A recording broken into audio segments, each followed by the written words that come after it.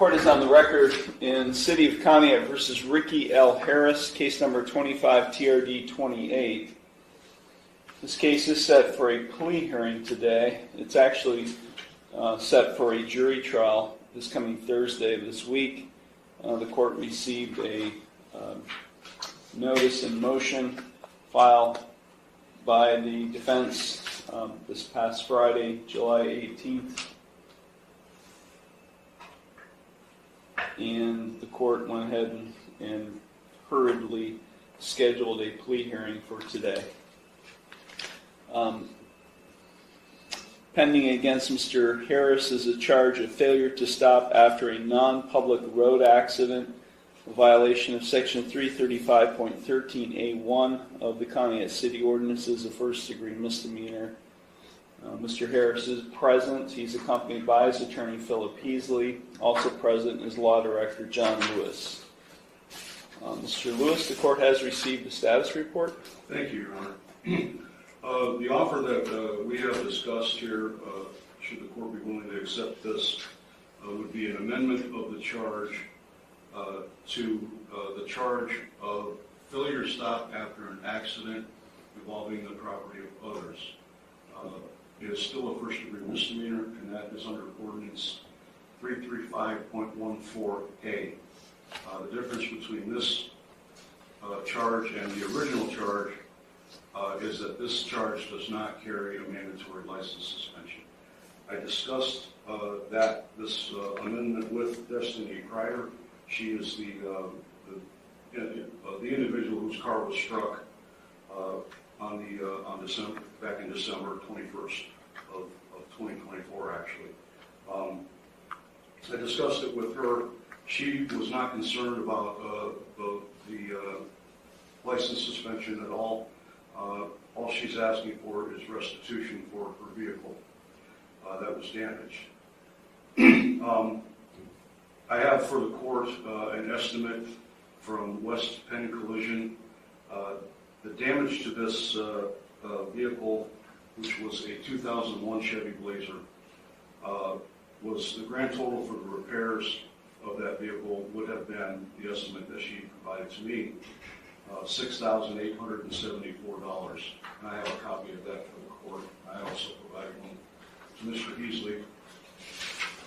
The Blue Book value of the vehicle as of July 16th of 2025 is $1,665, and I have a copy of that also for the court and for Mr. Heasley. So what she's asking for is restitution in the amount to the order, excuse me, $1,665 in restitution. The city is recommending probation, whatever fine the court deems appropriate. The court costs along with that restitution to Ms. Crider. She's present in the courtroom, Your Honor, and she is in agreement with the offer that I've just discussed. Thank you. Thank you.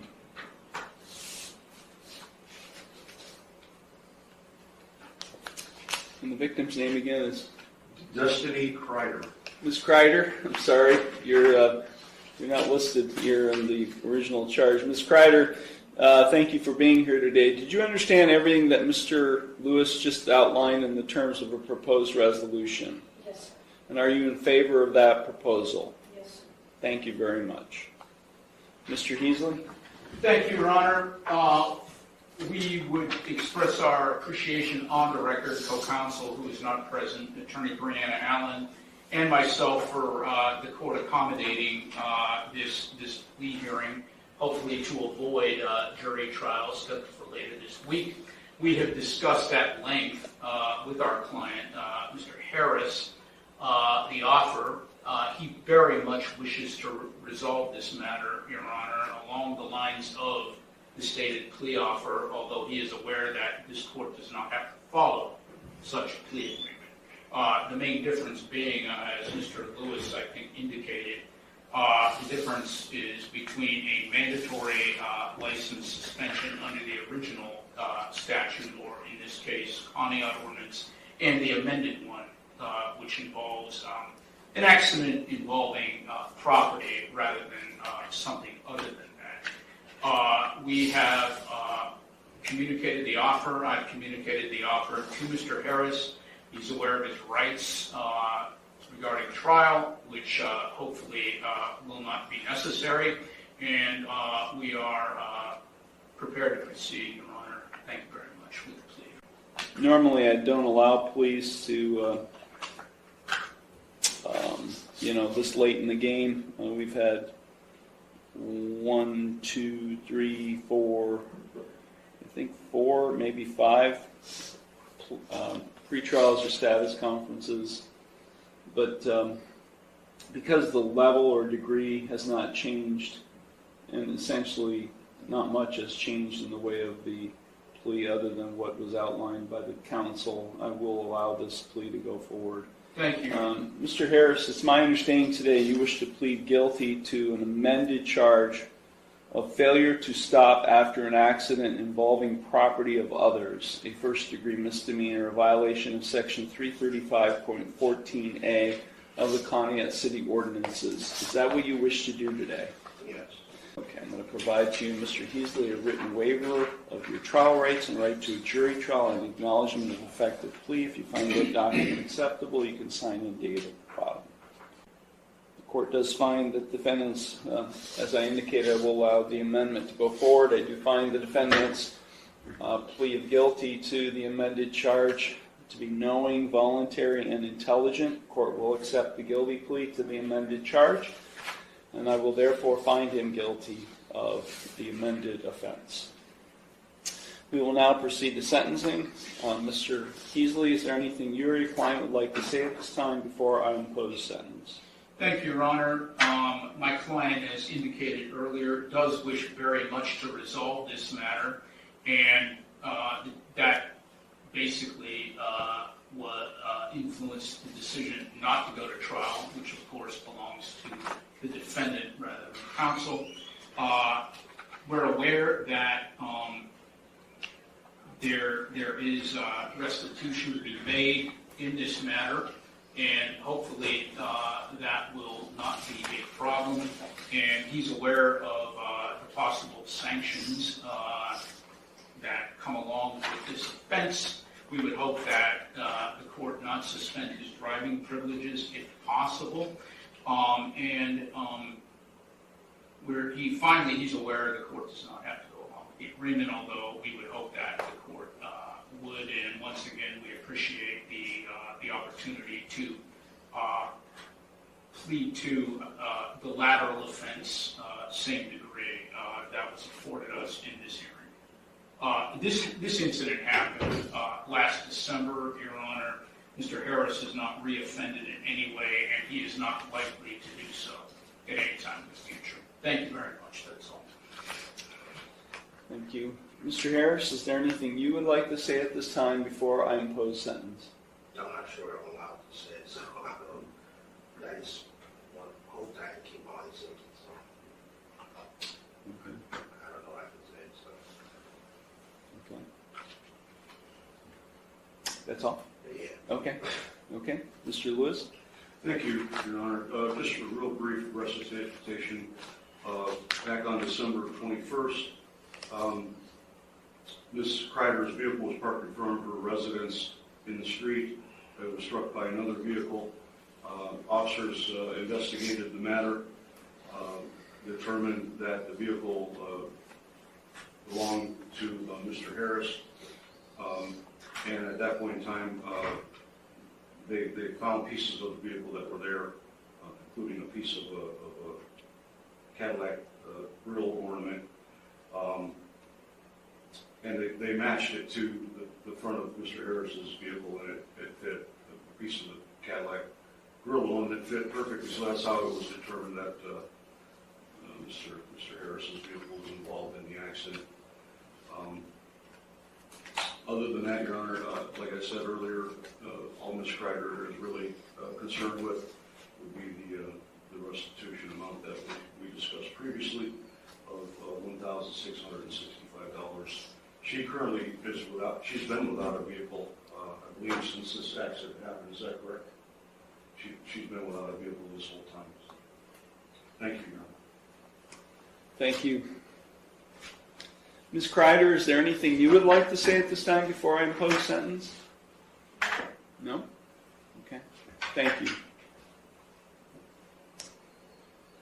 So I think if there's a restitution component being included in, it seems, because this was not a citation that was issued, this was a complaint filed with the law director, so I can't tell from the paperwork filed with the court whether he had insurance or not, but I'm assuming since restitution is a component of the sentence that there was no insurance?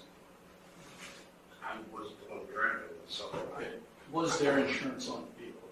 I don't know. I didn't do it, so I don't know. I didn't have the car in my possession.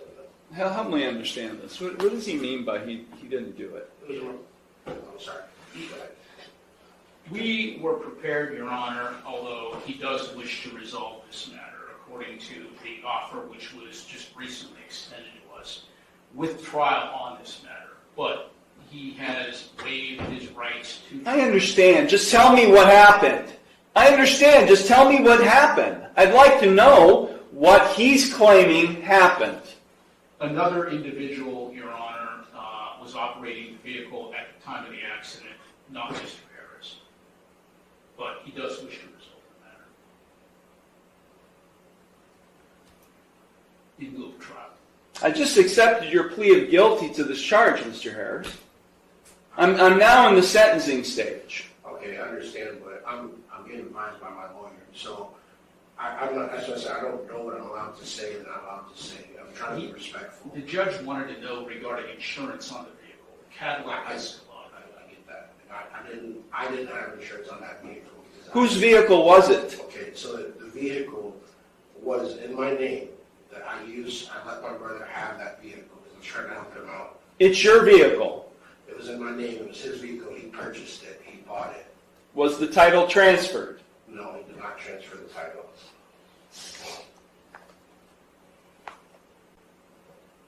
I'll continue to talk very well.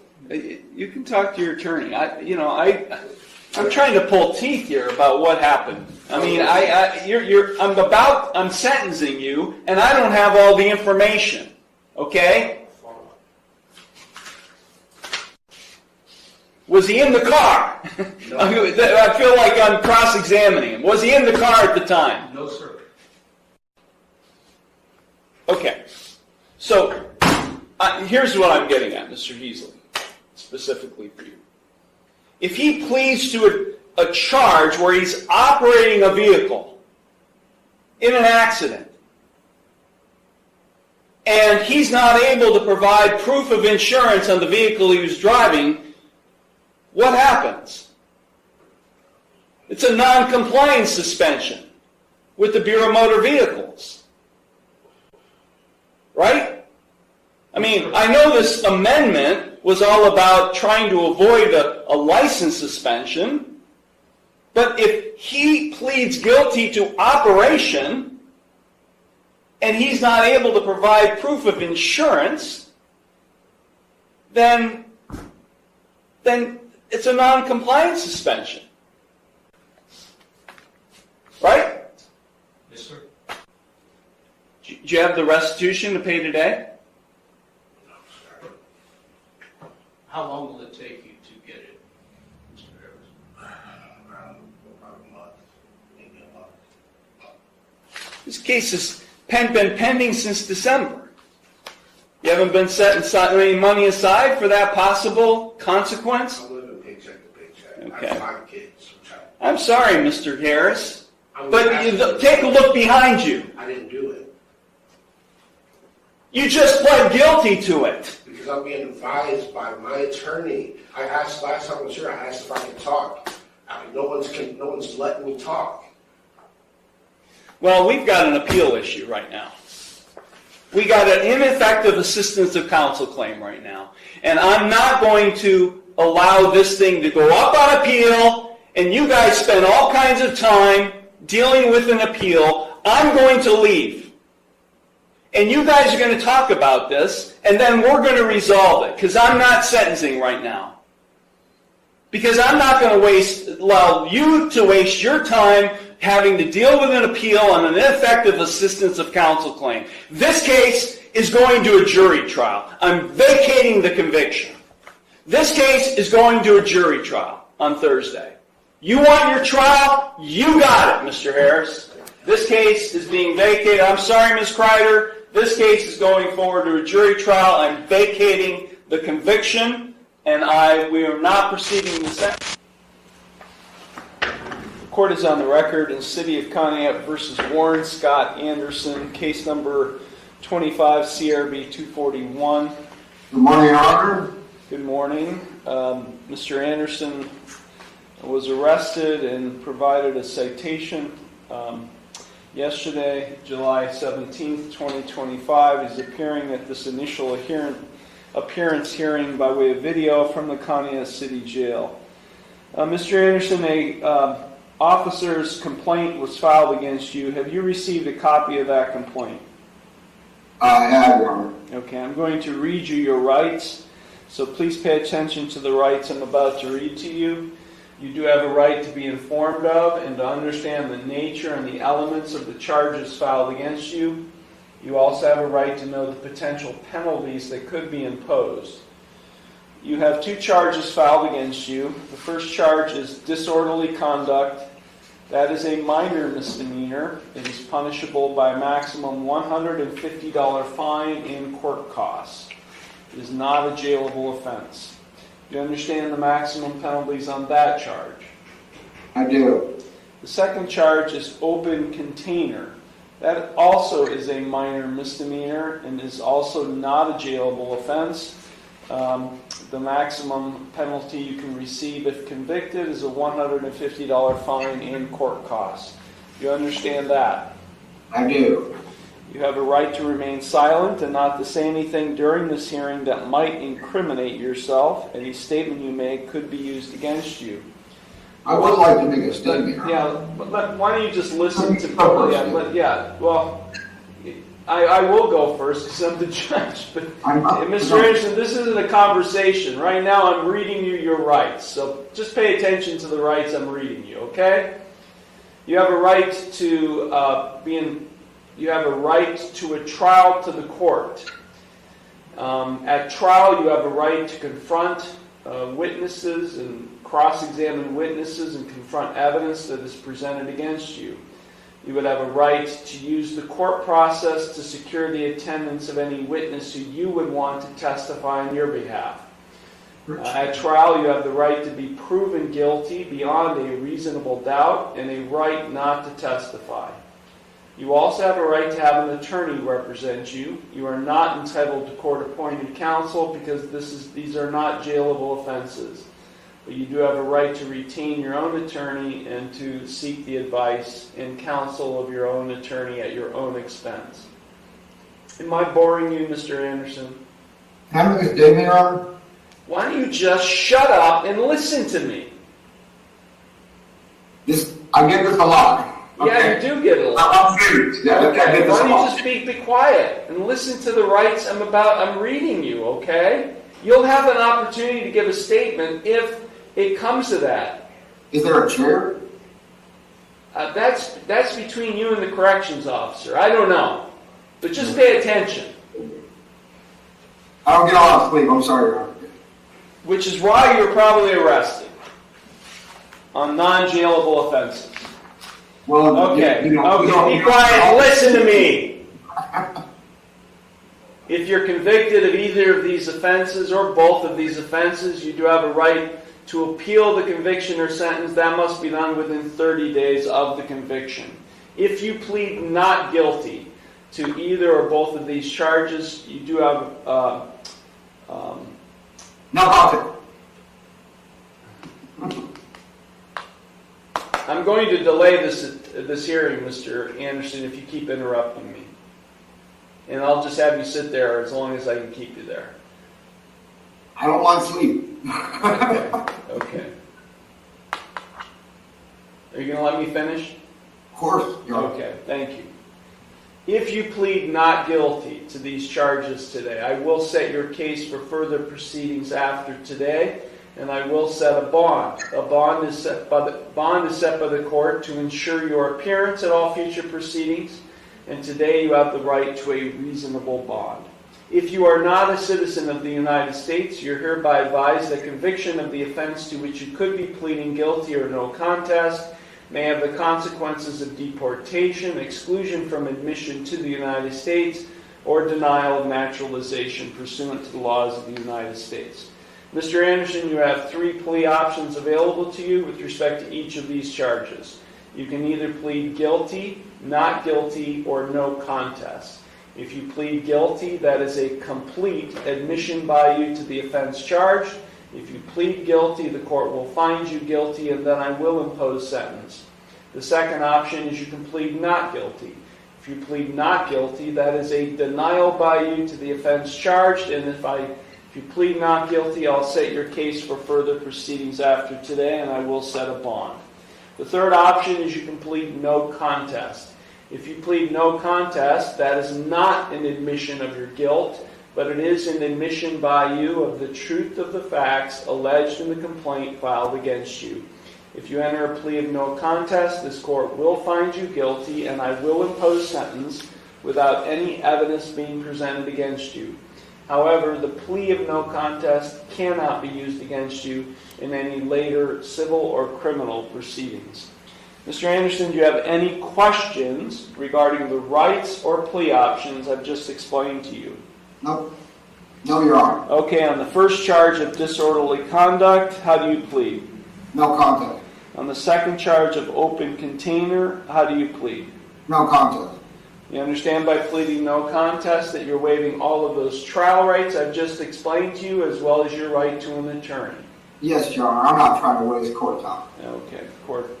Can you tell me what took place that led to this citation? Because all I have is a citation. No, Your Honor. I kind of wasn't there. I do regret that bad things happened. So you were intoxicated. Is that what you're saying? Well, the only thing I have here is what the officer wrote on the ticket, other than the code sections, is open container in a public place, 2 open cans of beer while sitting on sidewalk. And no proof, and no blood, and nothing stolen, and nothing happened. Yeah, that's what happened, right? So. Your Honor, I'm a homeless man. Okay, I will accept the no contest pleas. The court does find the pleas are knowing, voluntary, and intelligent. The court will accept them, and I will therefore find him guilty of both offenses. Okay, you've been now found guilty. You wanted to make a statement, Mr. Anderson. Maybe now is the time for you to do that. So I'm a homeless man, Your Honor, and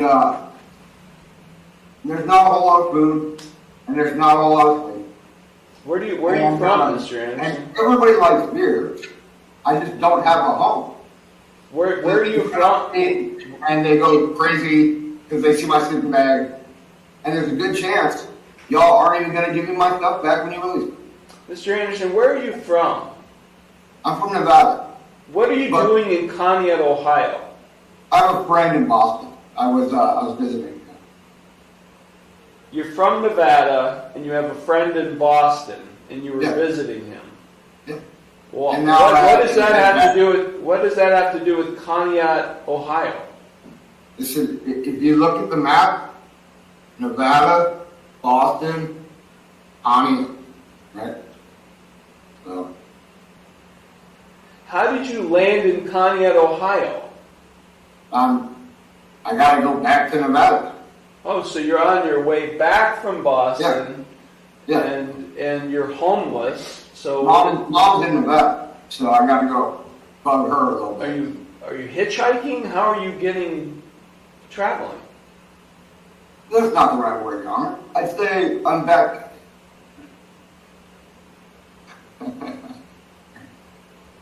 I'm back.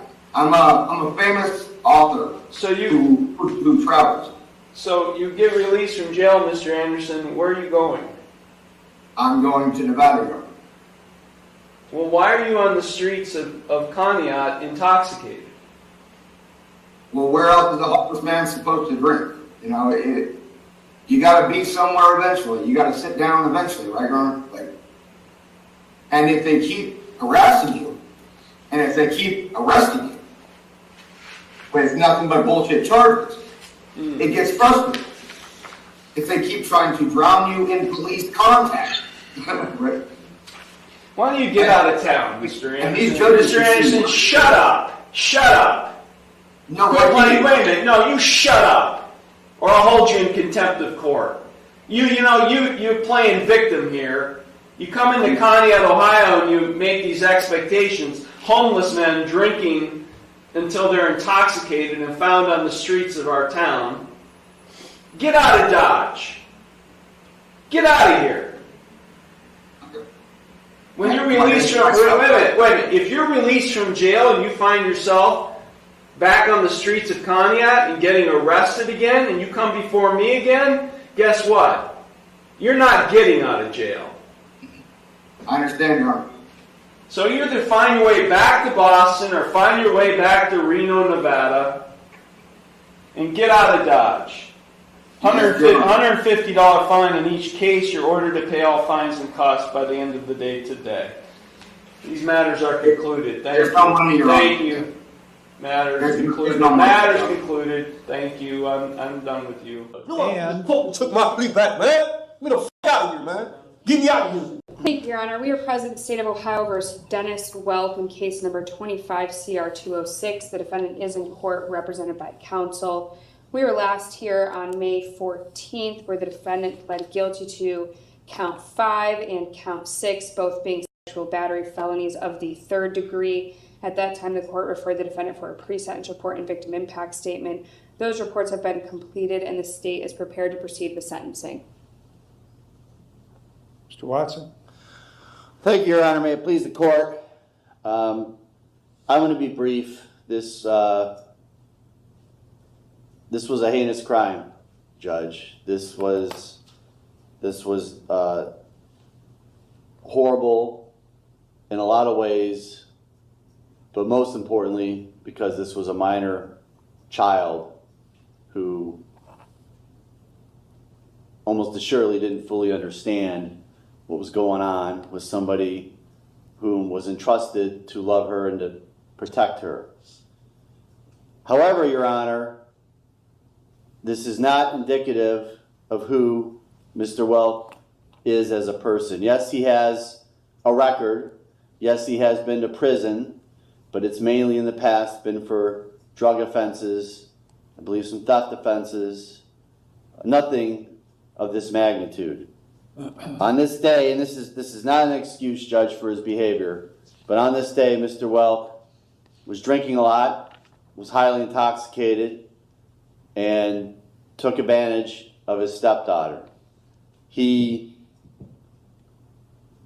Since the day I met him, he is in disbelief that he did this. He has expressed to me his remorse and his sadness and how he hurt her, how he hurt his wife, how he hurt the rest of his family. He knows, Your Honor, that he's going to be spending a lot of time in jail coming up.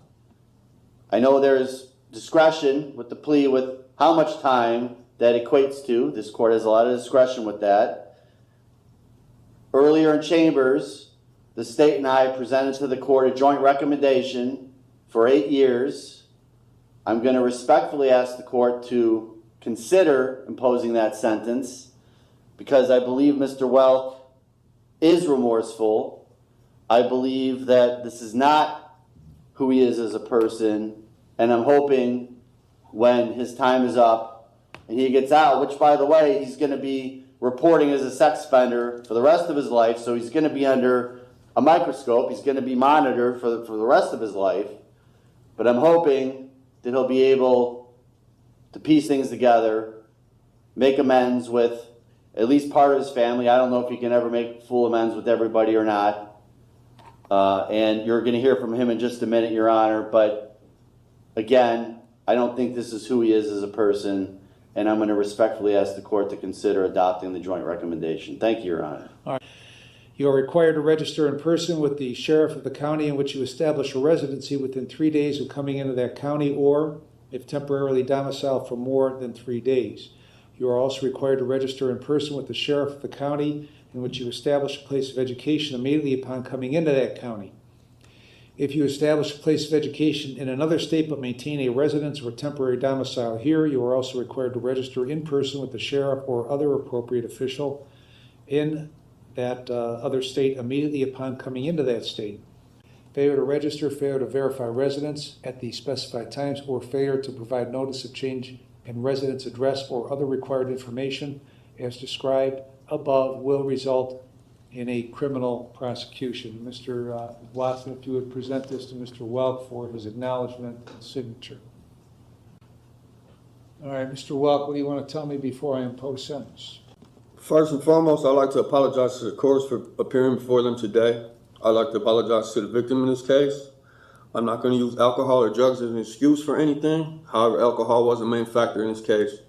But I take full responsibility for my actions because I chose to make the irresponsible decision consuming too much alcohol than I could handle, causing poor, regretful choices leading to my incarceration.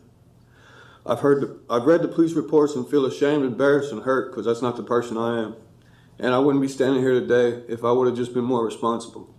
I have 4 younger children that I've let down because of being locked away from them, missing out on watching them grow. Having to deal with that is a heartache alone. The only thing I can do now is work on myself while incarcerated, take advantage of all programs they offer, and become a better man and a better father, and not give up doing so. I have to make this my last time in jail, and I plan to. I'm sincerely remorseful to my victim in this case, letting her down when I was supposed to be a father figure in her life. I beat myself up over this every day. Over this, wishing I could take it all back. I just hope she can grow up in life and leave this in the past, and that it doesn't affect her future. Again, I'm sorry to everyone I caused pain to in this case.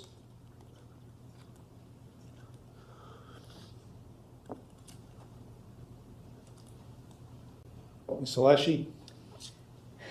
Thank you, Your Honor.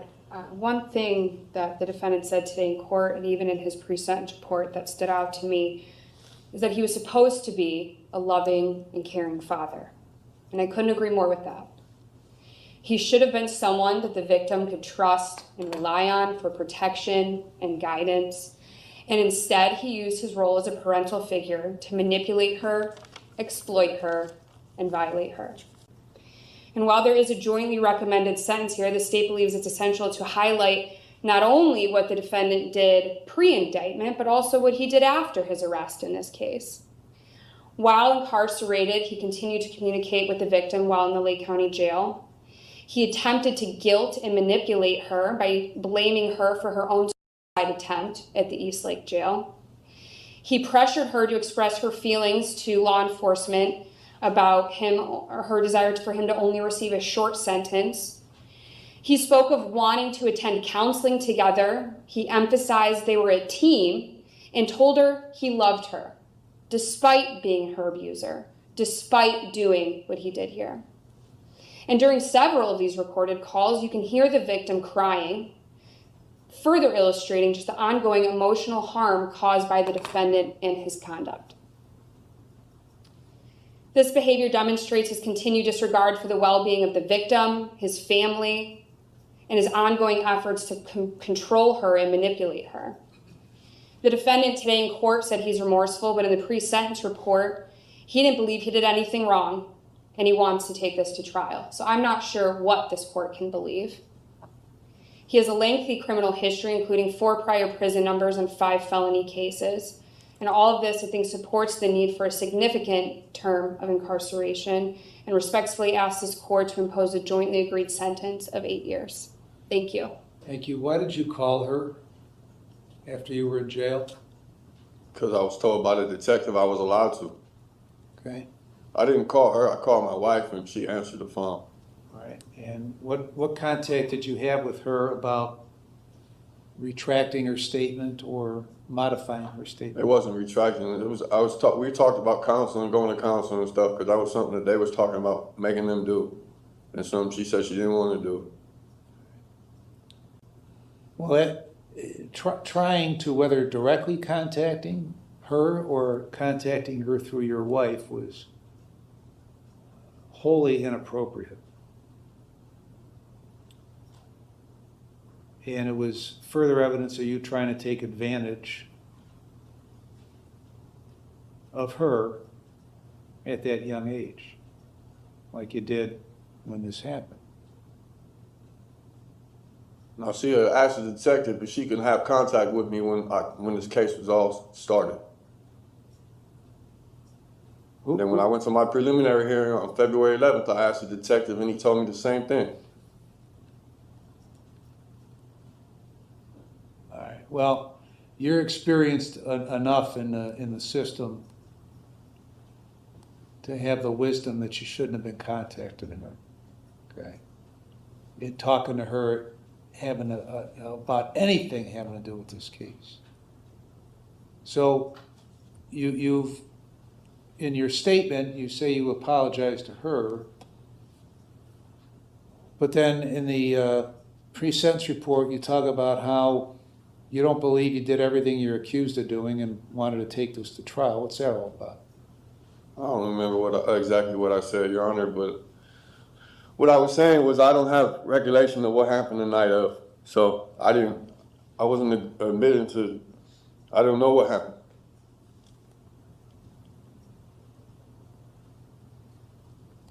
So did you or didn't you do this stuff? Yes. Okay. And I got to tell you, it doesn't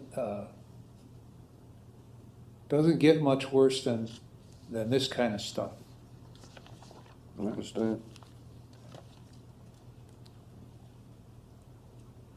And I would note in the record that in 2009 or 2010, you were sentenced to prison on a burglary, released on judicial release, and then returned to prison after a violation of the judicial release. And you were released January 7th of 13. You went back to prison on another case on May 1st of 13 and got out in August. Went to prison on an attempted burglary, trespass in a habitation, breaking and entering, June 23 of 16 through August 5 of 18. A whole bunch of theft offenses between that last prison sentence and where you are today. So you've had a lifetime of criminal activity, but none worse than what has occurred here. So I've reviewed the pre-sentence report and a victim impact statement. I've considered what you have said, what counsel has said, and I've also considered that they've made a joint recommendation of 96 months in prison.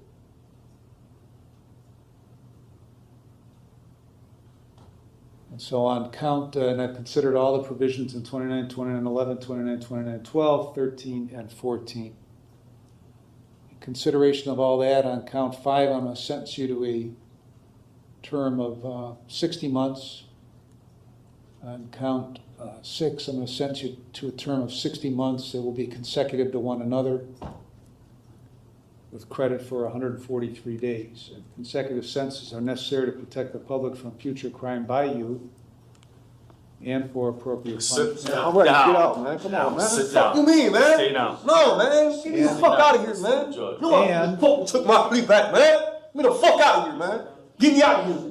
Get me out of here, man. Get me out of here, man. Almost done, Judge. Get me the fuck out of here. And they, No, man. Get me out of here.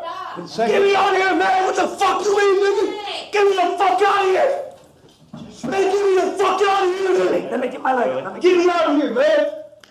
Just take him in the chair. Okay, we're in this chair. All right. I'm pushing the more. Put me on your visiting list Uh, for jail and All prison. right, man. Stop touching me, man. I'm not doing shit, man. I'm not doing shit. Go. I'm not doing shit. All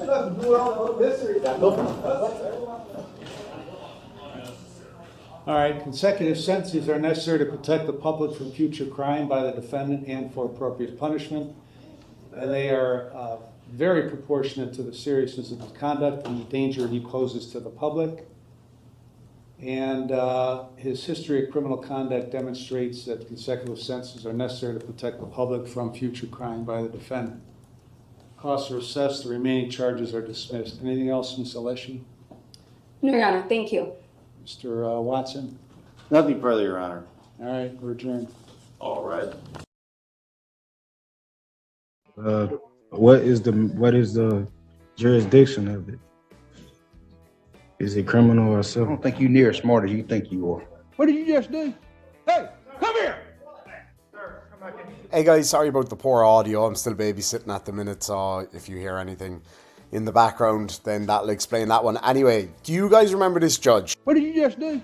Hey, come here! Well, I absolutely love him. I think he's awesome. I've got 2 more videos here from him. The first one, he drops the hammer big time on a guy who gets a massive sentence. The second one is like an attempted sob sit, and he shuts him down instantly with a whole, "You're not as smart as you think you are." Anyway, I hope you enjoyed the video, guys. Make sure and hit that like button. We'll catch you soon. Sláinte. Jaden, Devon, Larry, and this is case number 23C 4199. And we're here today on the sentencing. The jury has returned a verdict of guilty as charged of robbery and failed to make any special findings. Is that correct? The state and defense ready to proceed to sentencing? All right. Judge, one of the issues when the verdict was returned was whether it was a true verdict because there was no special findings. Based upon the research that I was able to locate, and I think Mr. Sullivan came with the same case law that I did. It stands for the lowest robbery, so we did look at that. So I think he's to be sentenced on a simple robbery, which is a second-degree felony. There was no enhancements filed. No, it was. I did, Your Honor. I did file a notice to seek the violent habitual felony offender. I'm not going to be doing it this time based on the case law earlier. There's some dispute about whether there needs to be a jury finding of those things or not. So out of an abundance of caution, I will not be proceeding forward on that.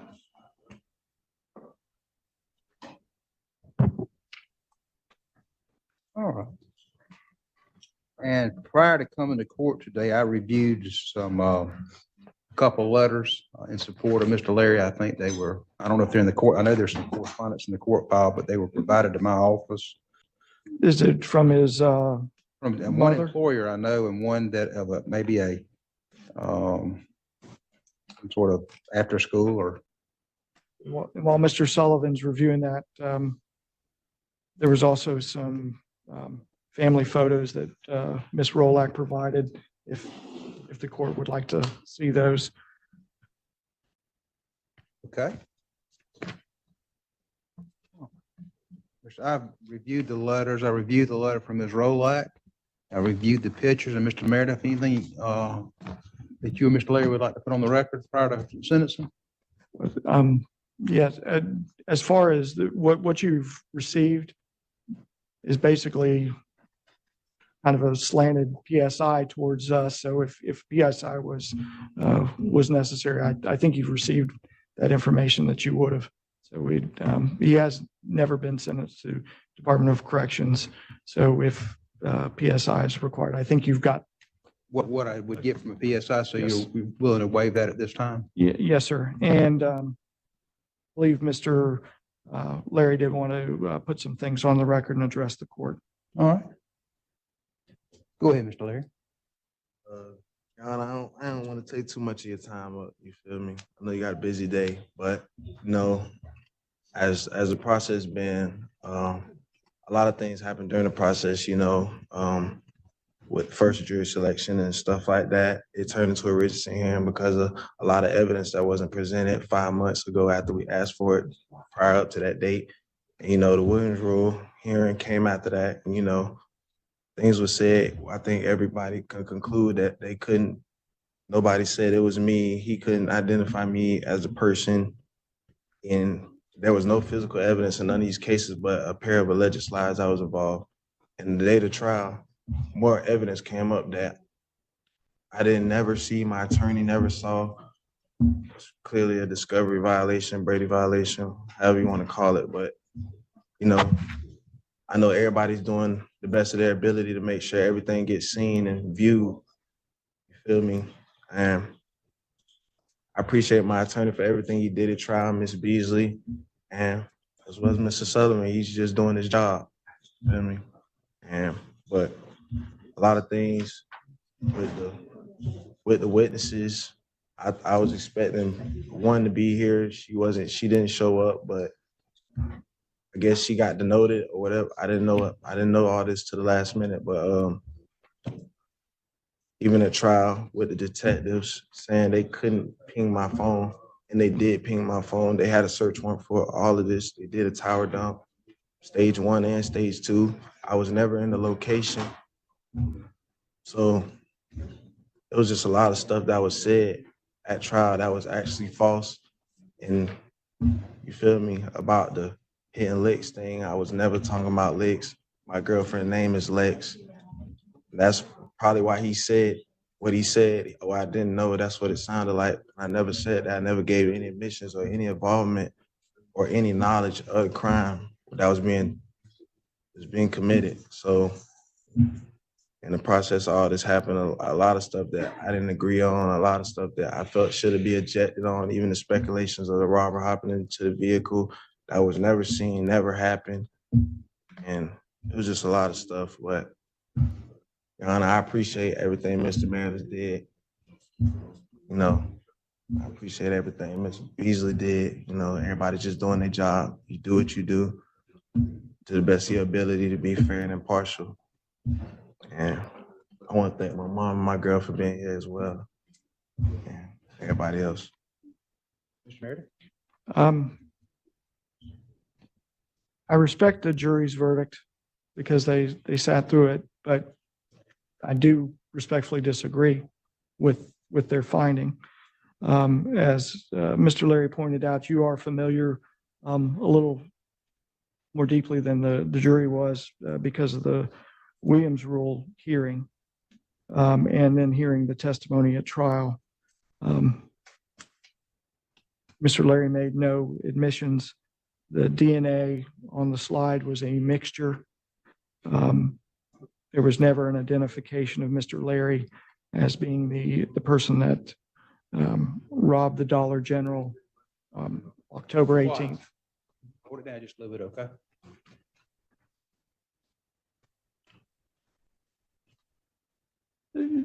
okay? To my mind, there was more than reasonable doubt. There's another time for dealing with that. The state has shown me a score sheet which appears correct, where the lowest permissible sentence is 25.5 months. Based on the facts and circumstances that you heard throughout this case at various hearings and in trial, I'd ask for the lowest permissible sentence with no probation to follow. He has 464 days credit against this. State? Your Honor, while typically a court cannot consider lack of remorse at sentencing, the case law is clear that if the defendant testifies at trial or voluntarily testifies during the sentencing hearing, the court then can consider the voluntary statements that were made and the lack of remorse at that time. So I'm asking the court to consider Mr. Larry's lack of remorse based on his statements here today. Additionally, based on Mr. Larry's score sheet, as you can see, he's got a prior violent felony for carjacking. This is not his first violent offense. In fact, he was actually on probation for that carjacking offense at the time. So I'm asking for a harsh sentence in this case, Your Honor. Mr. Larry is not a first-time violent offender. He was given a chance the first time he was sentenced on that carjacking. Did not take anything from that. So I'm asking for the maximum 15 years in this case.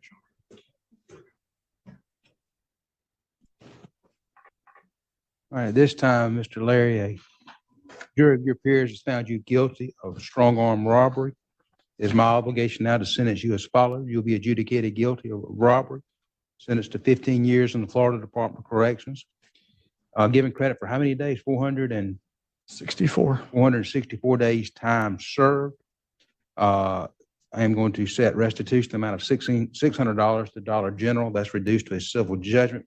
Your assessed fines and costs of $1,028. Those include discretionary cost of $2 of local law enforcement education, a $65 assessment of additional court cost, a $150 discretionary public defender fee payment, and a $200 discretionary fine. The fines and costs are reduced to a civil judgment. Of course, since it's a 15-year sentence, there's no probation to follow.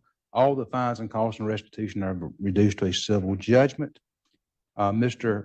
Larry, you have 30 days to file your notice of appeal. If you wish to appeal this judgment sentence, if you'd like to have an attorney to represent you, you can't afford one. One may be one to represent you at no charge. Good luck to you, sir. Two other things real quick. The restitution amount, the $600, that was something that Mr. Meredith and I spoke about. There was some conflicting numbers about the exact amount that was taken. I suggested the lowest amount so that's where that 600 came from. I believe that's been agreed to, and that's why that was submitted. Mr. Meredith? As a civil judgment, And the other thing, Your Honor, the state at this time would consolidate the other 3 cases that Mr. Larry has. He's released from whatever bonds are on those, and those have been consolidated. he has family locally. If you'd like to be held in Bay CI, if possible. Or,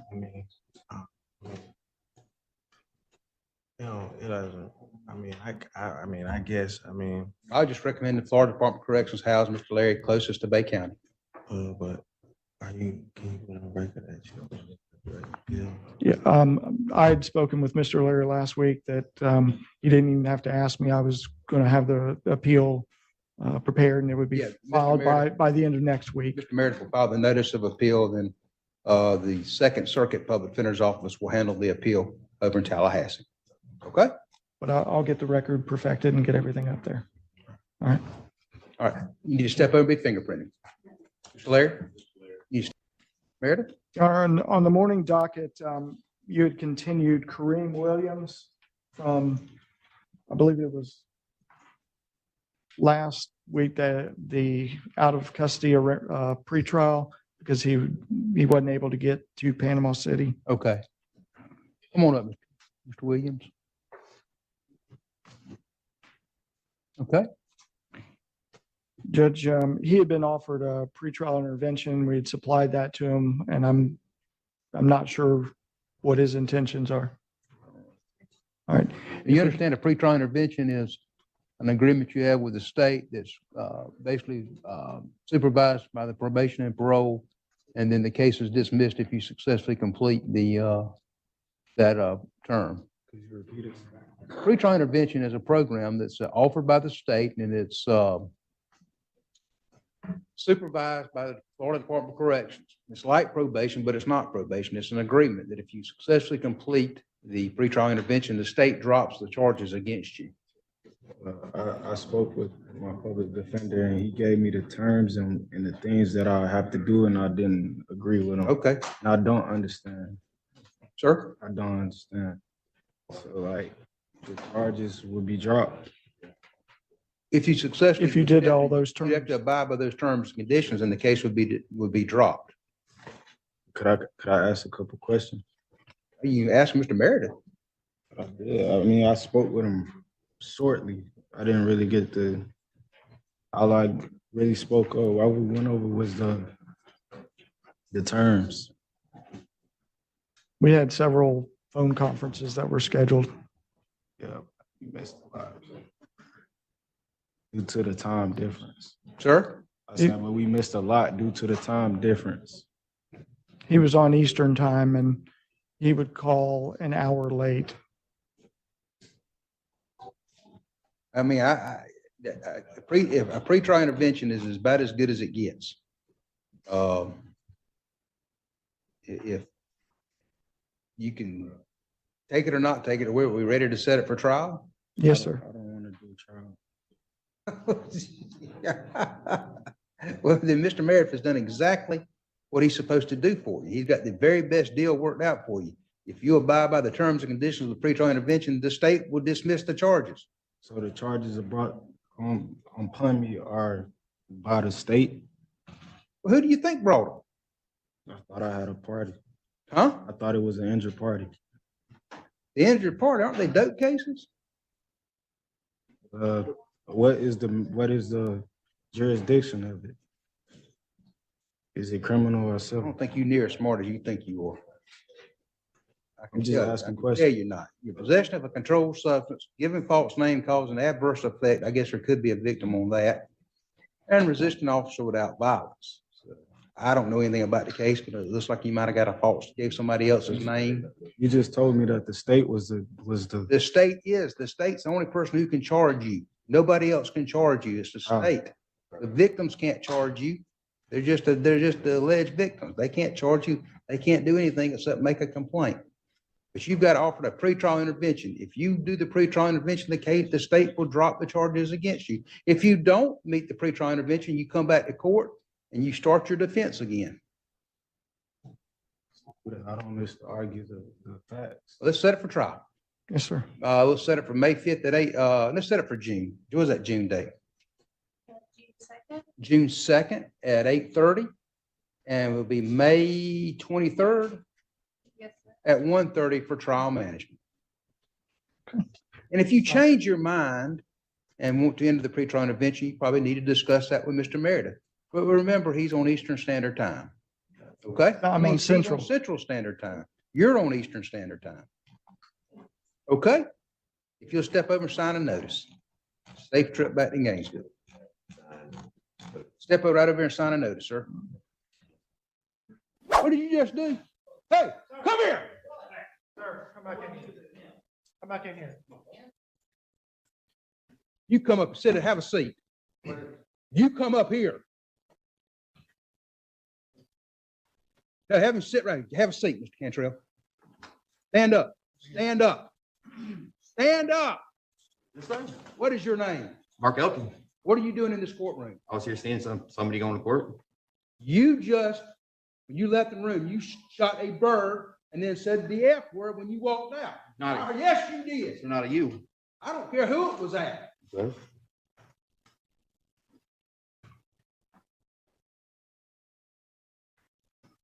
Now, that is a direct criminal contempt of court. Punishable up to 6 months in the county jail. Do you have any thing to say I apologize. before I to go the court. forward with this? I apologize to the court, sir. Do you understand how serious this is? Yes, it's emotional right now I too. can complete this hearing right now, have you put in jail, and you won't see the light for 6 months.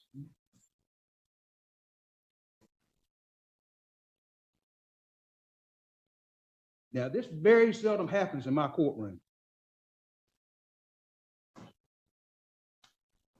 This is serious. I don't care who you were shooting the bird at. If it was me, I just assumed it'd be at me and somebody else.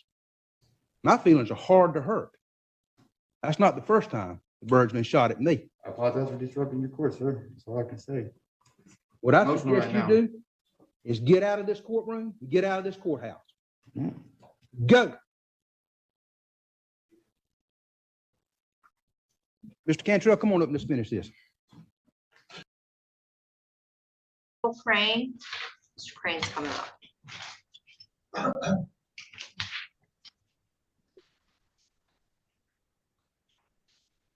Hey, you, Mr. Kazicki? No. Mr. Crane, do you have counsel? Was that you, Mr. Barron? Your Honor, Todd Barrett, I did speak with Mr. Crane prior to the court calling the case today. I think that at this time, Mr. Crane's probably best served proceeding is on his own. There are some constitutional arguments that he's raising that I don't think as a member of the bar, I can. Oh, is he a sovereign citizen? He's making some sovereign arguments, yes. Okay, I have very little patience for them. I will let you know that, sir. So, okay, tell me your name. My name is Randall Crane. That's a living name, not a corporate fiction. So you're a real person named I am Randall a real Crane. person. Okay. I'm Okay, here. no, listen to me. Sir, you're here today because you have some charges against you. All right. I am challenging the court's jurisdiction. Okay, well, denied. Your motion's denied. I have jurisdiction to the Constitution of the state of Michigan. What's your next? I'm not arguing with you, sir. I have jurisdiction. So. You have to provide subject matter jurisdiction as well Okay. as personal jurisdiction to me before these can proceed. Okay, your motion's denied. I have jurisdiction under the Constitution of the state of Michigan. What else? What else? You do not have jurisdiction over the natural. I just said I did. No, you don't. All right. All right. So, sir, do you want to proceed on these cases and talk to the prosecutor? Don't look on your phone while you're talking to me. If you My don't notes know- are on. No, you listen to me. If you don't know your sovereign citizen arguments well enough to come up here and say them, I can tell you can't have I can tell you can't have a phone in here. I want you to listen to me. You're here today on misdemeanor charges. No talking. You're brought into court. You've already been arraigned. You have a charge of interfering with police officers in the while they're doing official business. That's a misdemeanor, punishable by up to 90 days in jail and a fine of up to $500. You also have a civil infraction for operating using a mobile electronic device, first offense while operating a motor vehicle, a charge of no proof of insurance. Those are both civil infractions. Civil infraction for no proof of or no registration in a motor vehicle. So those are the charges against you, sir. I'm going to tell you the rights that are actually real rights that you have in this court. You have a right to an attorney appointed at public expense if you are indigent without money to hire an attorney, and if the offense charge requires a minimum jail sentence or the court determines that it might sentence you to jail. The appointing authority will decide if you are indigent and appoint counsel if you are eligible. You may have to repay the expense for an appointed attorney. You may contest your ability to pay the ordered fees if the court attempts to collect any cost for an attorney, and the court must determine your ability to pay at that time. If you have a trial, you have the following rights. You have a right to, this is how trials work. You have a right to call witnesses to speak for you at trial, and you can get an order signed by the court to require witnesses to come to court. You have a right to see, hear, and question all witnesses against you at trial. You have a right to be a witness for yourself or to remain silent. If you chose not to be a witness on your own behalf, the prosecutor could not comment on your refusal to testify. Lastly, you have a right to be presumed innocent unless you are proven guilty beyond a reasonable doubt. If you enter a plea, obviously you'd be waiving those rights. You also have a right to be released on bond. Now, it looks like you previously stood mute on these charges, so you're here today for a pretrial. You have a few options, sir, under the law of the United States, the Constitution of the state of Michigan, and statutory law and court rules in the state of Michigan. You can either retain your own attorney to proceed on this case, or you can have a pretrial with the prosecutor directly and try and work out an agreement, or we can set it for a jury trial. Okay, those are your options. You can get an attorney, use a court appointed attorney, but you understand that attorneys have an obligation to follow the law and not make frivolous arguments, which is what you want to make today. And if an attorney makes those arguments on your behalf, I could sanction them. So no attorney on this green earth is going to come in and make the frivolous arguments you're making on your behalf. Or you can speak to the prosecutor, or we can just set it for a jury trial.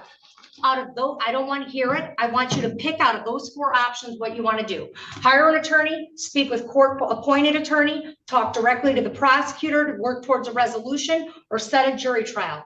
Pick.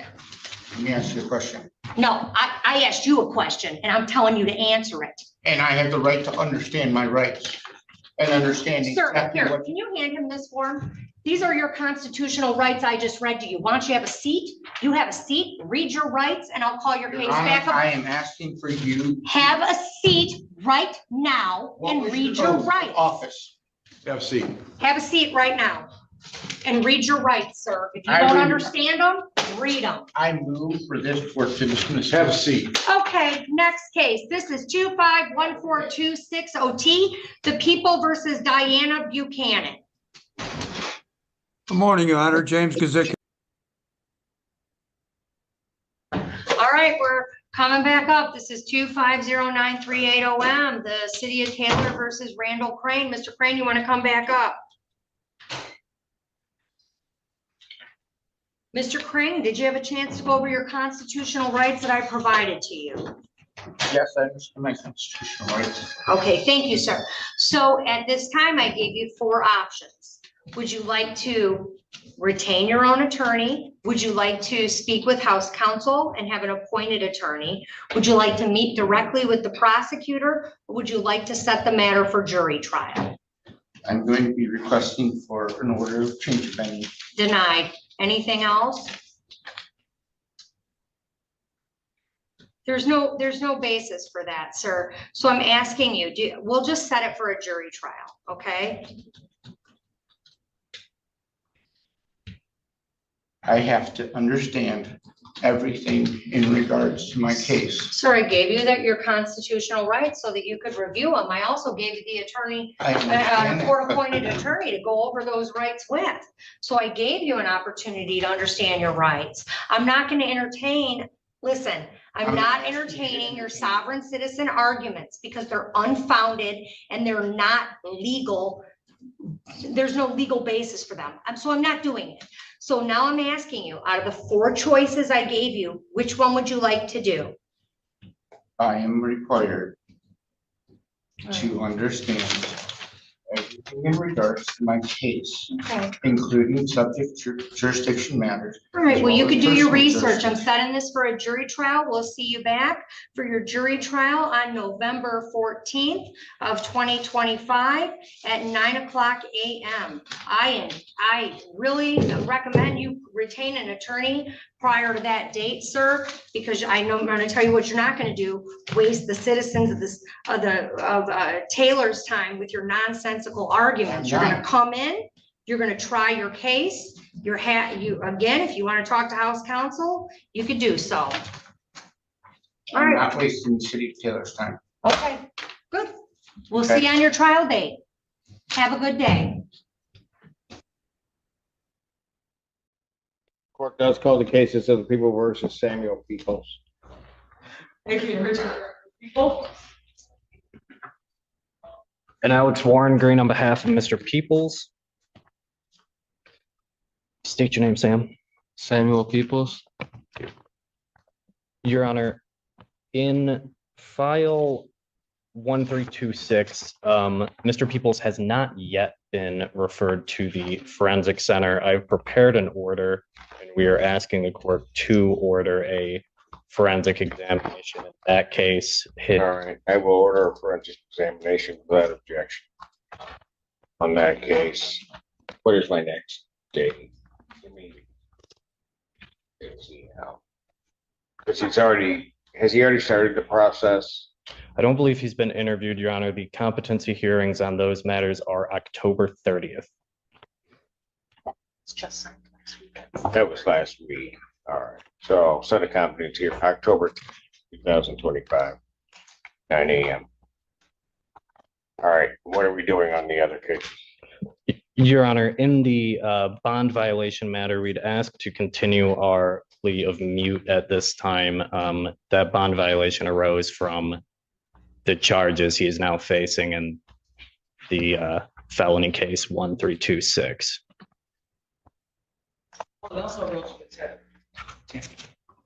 Which is charged as a felony, Your Honor. Sergeant.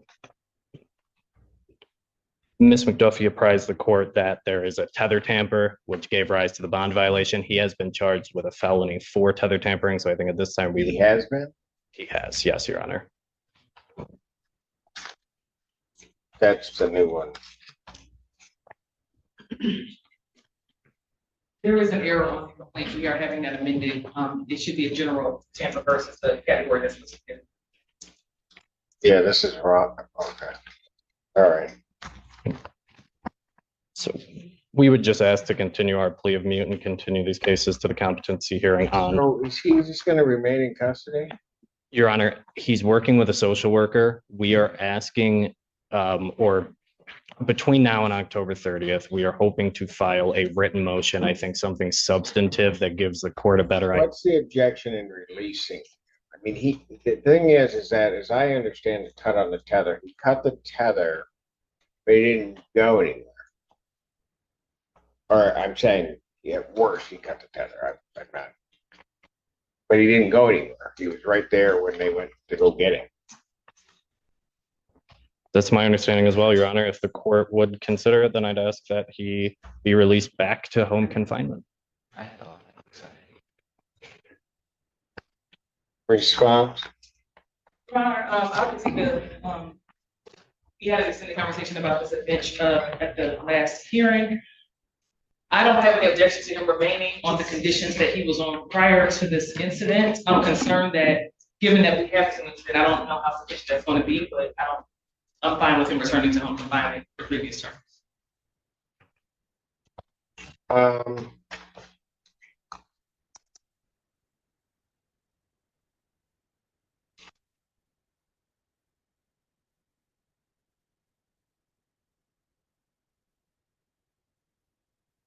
Mr. Peoples, if I let you go back home, you're gonna cooperate and do the right thing? Yes, Your Honor. Okay, that means you can't tamper with the tether. I understand now. You understand that? Yes. Or you understood it before you just did it? I had a moment of anxiety that led to a freak out. Yes. And I felt like I needed to get it off me because it was claustrophobic and. Got it. Yes. I hear you. Okay. All right. He's gonna be part of the issue. I don't know if there are funds available to try to deal with the payment for that strap.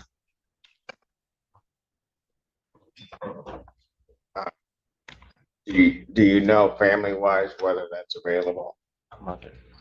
Your Honor, we have been in contact with his family. It's certainly something I can ask them. Pardon? It's certainly something I can ask his family. They are here today. They are here? That's correct, Your Honor.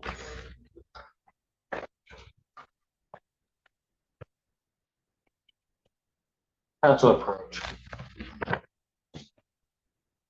Just say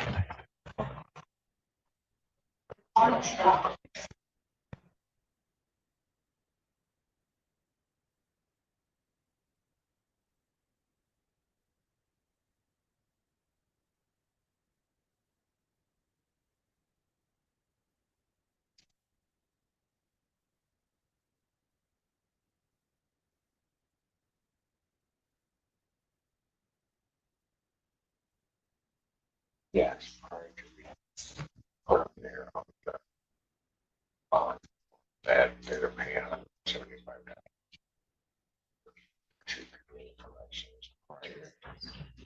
Place the strap.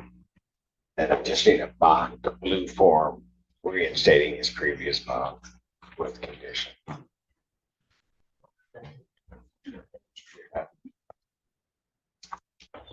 All right, good. yes. Okay. All right. Samuel, Yes, Your Honor. I give you another shot. You gonna try to do the right thing? Yes. Okay. Thank you, Your Honor. All right. I'm gonna do it. I think you can do it. Me too. Okay. All right.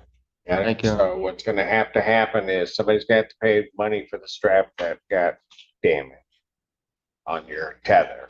Understand. I'm gonna reinstate your previous bond where you were previously at home, right? Mm-hmm. And then they'll have to do that because you don't have a tether on now, right? That's correct. Okay, so they'll have to fit you with a new one prior to your release. All right. Thank you, Your Honor. Okay, don't let me down. You hear me? Yes. Yes, sir. Your Honor, may I add one thing? After Sure. consulting with Mr. Peoples' family, they are asking the court if Mr. Peoples has any kind of crisis or something like that, if he can be transported to Trinity, Ann Arbor, without necessarily violating a confinement order. I know it's tricky to do, but they can alternatively contact me and I can talk to the tether agent if that arises.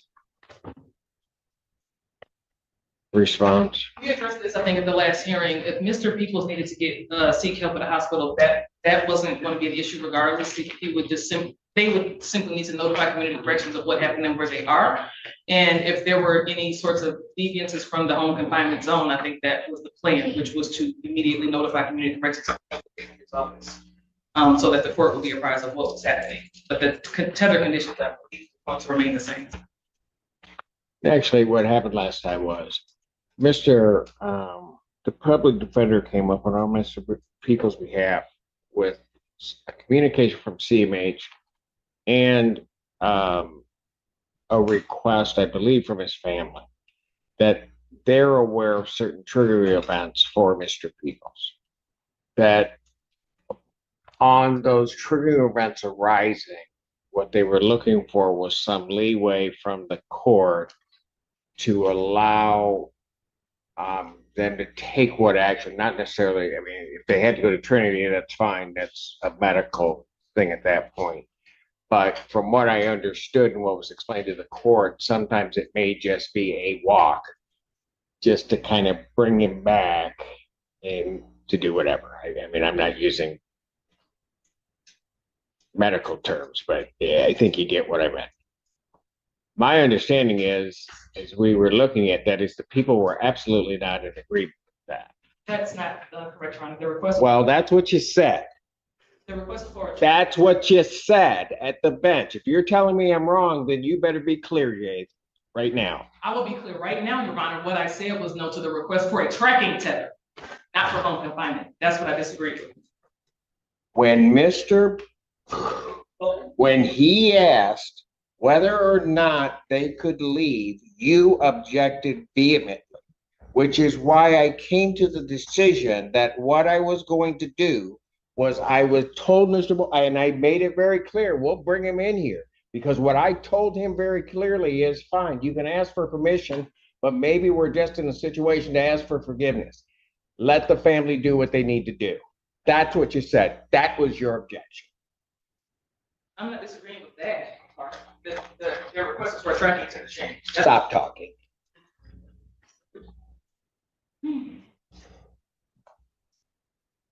You huff one more time and we're gonna have a problem. Childers, McDuffie, Mr. Brown, Miss Yagi, my chamber.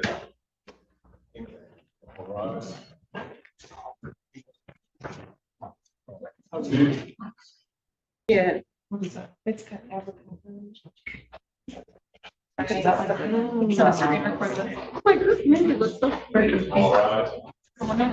First thing they did before the county of Washington State of Michigan is now back to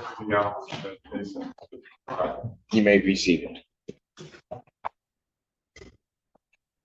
they gonna bring people's out?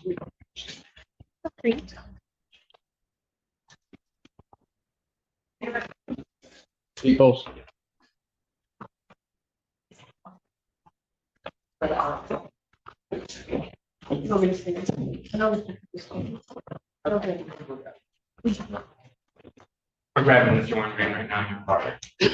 Your Honor, I'm very familiar with Mr. People's case if the court wants to proceed. All right. Ms. Douglas is now here on behalf of the people on this one. So I think we can finish this up. Here's what I'm doing. His new case had $100,000 bond. I'm going to make his bond in his new case match the bond with the conditions in his other case. So that he can be released, because otherwise he would be held on that. He'll be refitted with a tether on, he'll be refitted with a GPS home confinement tether prior to release. My understanding is the family can pay the $175 to community corrections, so they'll get that paid. And all prior conditions are reinstated. And then we need a new date, so when do we? Your Honor, my request. Well, I got the competent, it's actually gonna be October 30th. Okay. It's gonna be our day, so. All right. Thank you, Your Honor. May I provide the court with the order to undergo forensic? There hasn't been enough on this case yet, Mr. I'm not. No, go ahead. May I approach? Yes. Thank you. What is this? No, that's the order on the other case. I'm sorry. Not a problem. Might be tomorrow, but as soon as the other on you. Okay. Sounds good. Okay. Anything else on this matter? Nothing from the defense, Your Honor. All right. And Samuel, you told me you're gonna do it, right? Yes, Your Honor. All right. Very good. Thank you.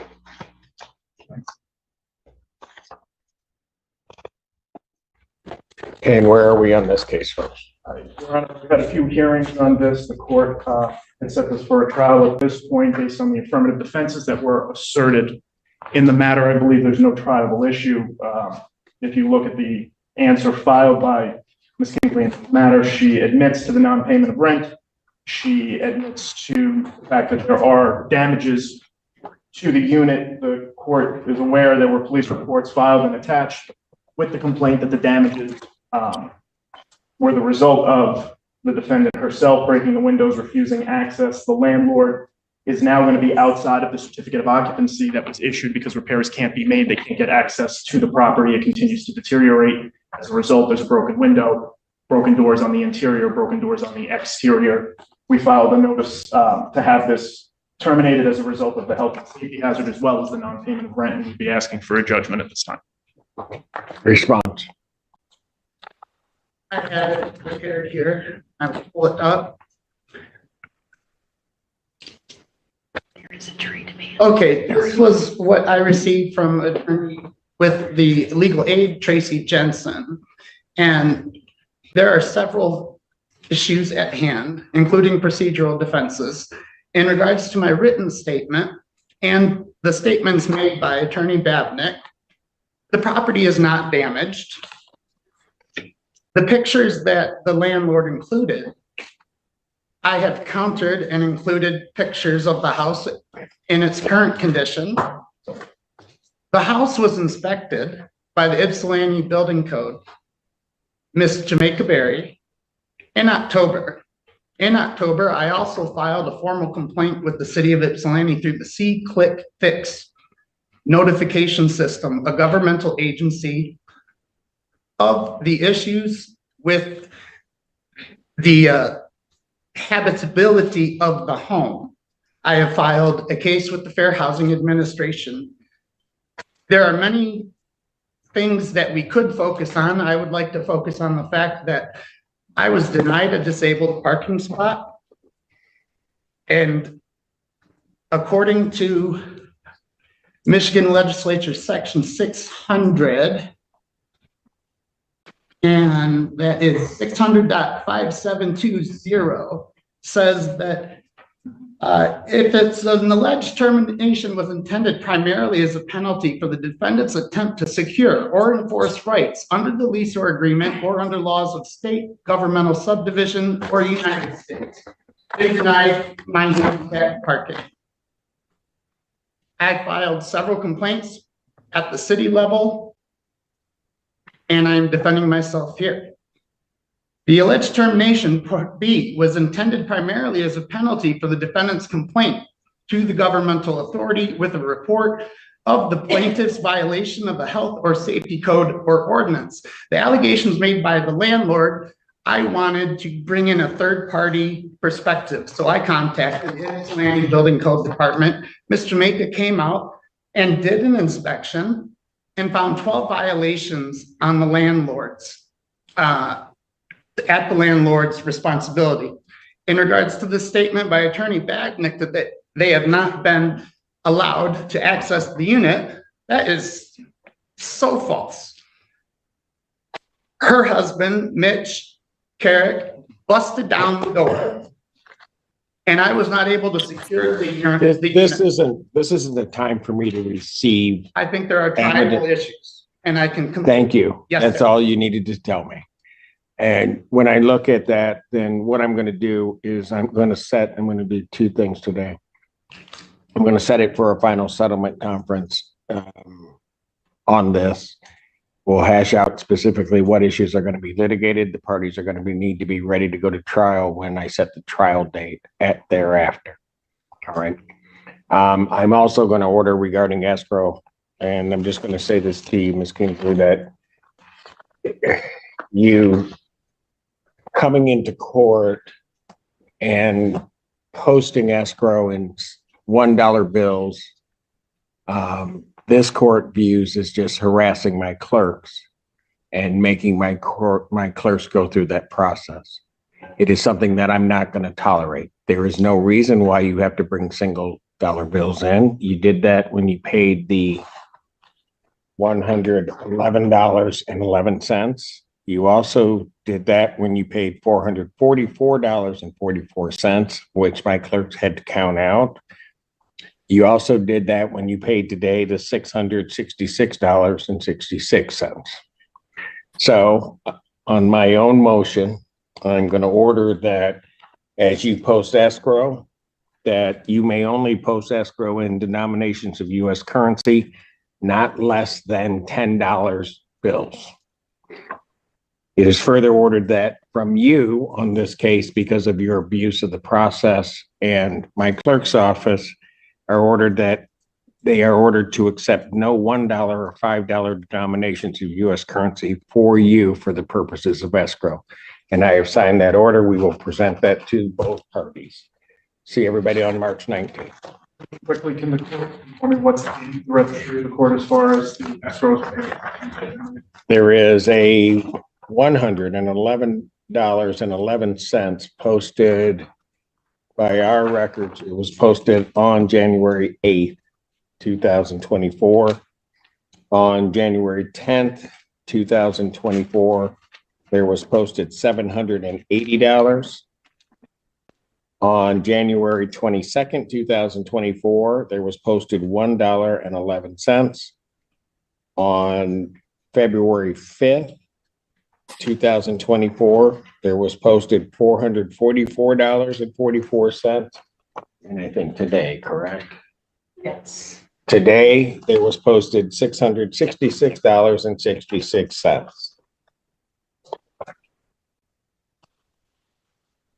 If I may, Your Honor, Go ahead. I just want to establish that I paid the full amount through February and there is a balance ready for March. This is not an issue of paying the rent. My issue isn't with whether or not you pay rent. It isn't anything like that. You will not be trying to bring singles in, trying to make some point to my clerks. They have nothing to do with whatever the issues are here. They are here trying to serve the public. You will not hand them $600 worth of $1 bills for them to count out. It just won't happen.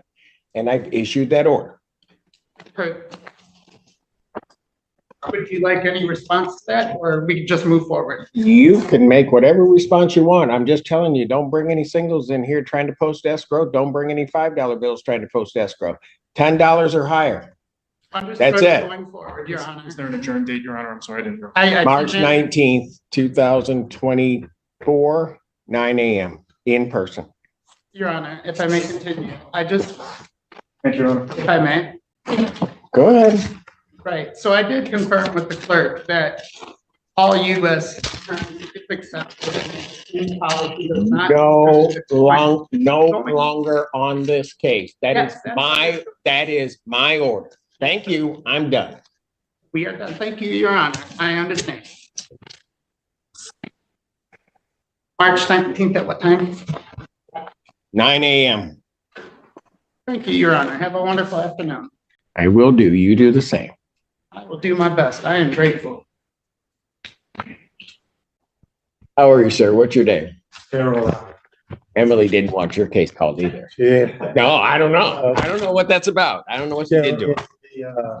One of my old attorneys, Fred McDonald, told me don't pay nobody $1 bills. Fred McDonald was my former partner. Yes. Sir. Money paid. All right, where are we on this case? Your Honor, I'm pleased to report Mr. Robertson and I met and we've agreed to a conditional dismissal in this case. Rent to return in the amount of $25.48, court costs of $160. That number, by the way, is through the end of March. Okay. $160 in court costs for a total of $27.08. Mr. Robertson is going to pay $25.58 by March 4th and the balance of $160 by April 5th. I did explain to him that partial payment would stay an issue for writ, and we went over MCR 4.201J. Okay. Only thing I want to change, your daddy, Your Honor, I'm on fixed income. And if the money don't come on the 4th, I want to make sure that I can pay it on the 5th. Set it as being the 4th, the 5th. So That's fine with us. So Mark, so you want this changed to March 5th? Yeah, yes, March 5th. So when does your check come in? So I get one on the 1st and one the 3rd. Got it. Yeah. Okay, so it's that Yeah, that first payment. correct. No problem with changing it to the. No, sir. All right. I'm gonna make that correction. Anything else, sir? No, All I right. just want to pay him in $1 bill. Please don't. Okay. You don't understand what a sore spot that is. All right. You guys should be disinfect the $1 bills. I'm telling you what. No,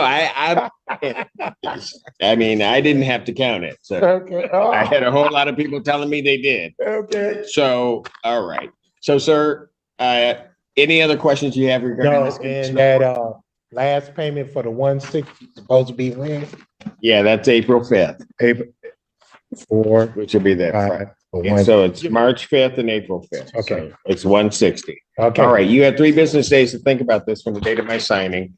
If you believe that there's some legal reason, some confusion as to your rights or some right you haven't asserted, you'd have to file a motion with the court within that time frame to set this aside. Do you understand that, sir? Okay, then that's 3 working days. That would be like 3 business days. 3 business. Okay. I don't think you should be filing it, but you Okay. do have that option. Doesn't mean that I'd grant that motion. All right. Then. Understand that? All right, thank you. I'll mark this conditional and dismiss. Thank you. Thank you. They tell you to do something, you do it. Because the other choice is if you don't want to comply, I put you in an orange jumpsuit and put you in a cell. Get out of the courtroom. We're adjourned. All right, we're next taking up the case of People of the State of Michigan versus Weston Allen Grossman. This is file number 24-13986FH. Appearances, please. Robert Randall from Mr. Grossman, who joins me at the table, Your Honor. Thank you. The court also recognizes before this morning, Mr. Stephen Saladay, an agent from the Department of Corrections, who has prepared today's pre-sentence investigation report.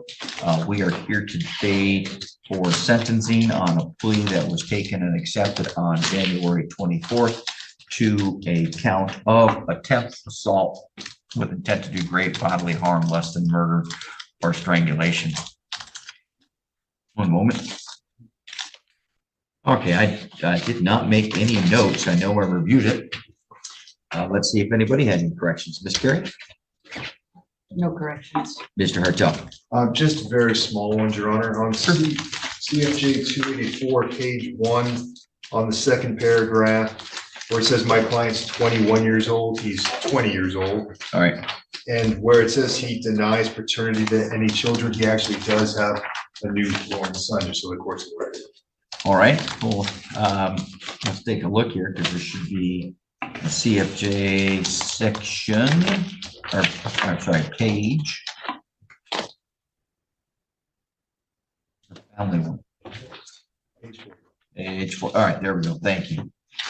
All right, so we're gonna have to add a category and just give me the first name. I don't. Axel, Your Honor. Axel. AXEL.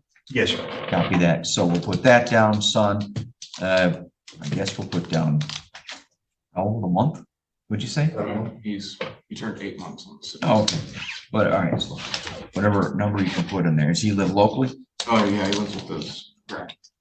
So we'll just say here, is that Cadillac? Yeah. All right, thank you. All right, anything else, Mr.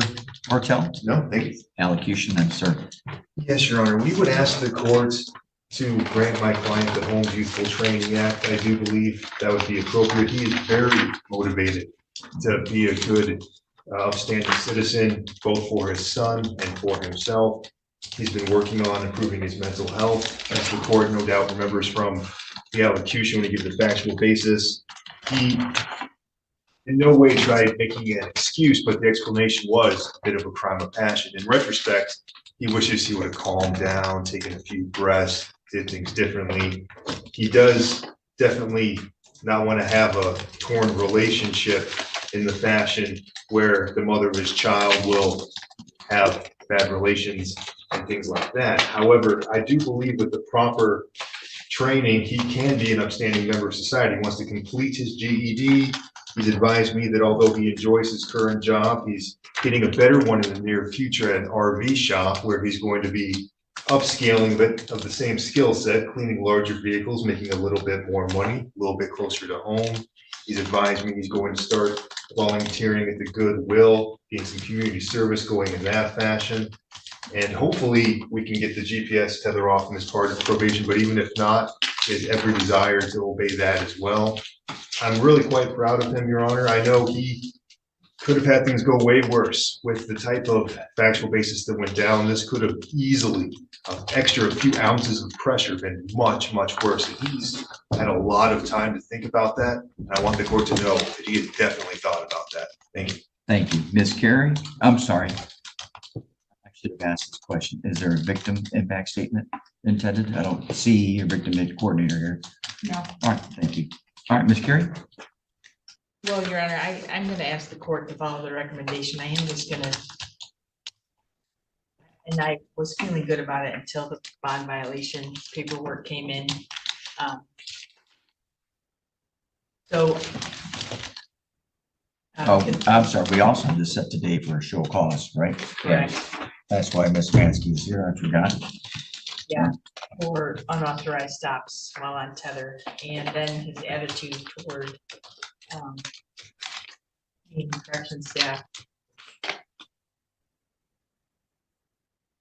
gives me some pause and hesitation on how well he's going to do on supervision. However, this is, I believe, his first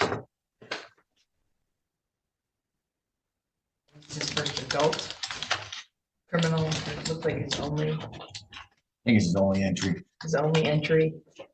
So I'm gonna ask the court to follow the recommendation, but I would ask the court to make anger management part of that, because this was very dangerous behavior. And also his, the allegations in the bond violation would suggest that that's an issue, and also make, and I'm sure it already is, but working on his education, finishing his education as part of his probation as well. Ms. Mansky is here. Ms. Mansky from the Community Corrections. Tell me about the allegation of the bond. This specific one was that he was making unauthorized stops to get gas before work, which we had discussed many times prior to this violation being sent. And he got very frustrated over the phone. And were there any other stops? Were they? No, it was just to get gas, but we had talked about it. You made lots, like 3, 4, 5. I would have to go through and count. We told him that gas would never be denied. We would never say that you can't get gas. We just need to know about it beforehand. Right. Okay. All right, sir, you have the right to make a statement. You may remain seated if you so choose. It's up to you. Is there anything you wish to add, sir? The violation, like before I got violated, the day that I got violated and I stopped for gas, I called and left a voicemail because it was a Saturday and I woke up and had 60 miles and I wasn't there. So I ran right next door to my house to Wesco. Like I told them before I left my house, I said, hey, I'm running over to Wesco because it's right next door. I'm gonna get gas and then I'm gonna go to Cadillac and go to work and then I'll go home. And I've also like been told that I have to like make my schedule and plan my weeks out on Tuesdays. This not last Tuesday, but the Tuesday before.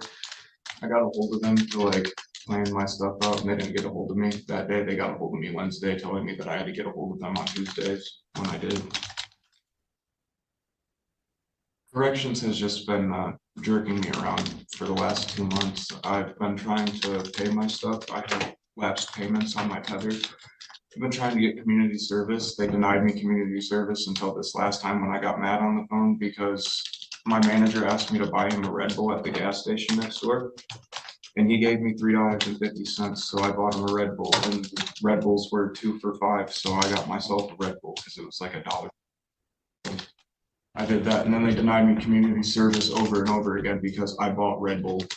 I didn't spend over $1.50 on it. It was my manager, he gave me money for it, and I just got it. It was on my receipt because I was when I went to the store and got it. Like it's been super irritating the last couple of months, but I finally got community service, and I just want to get my community service done, pay off my tether, and start getting my life back in order.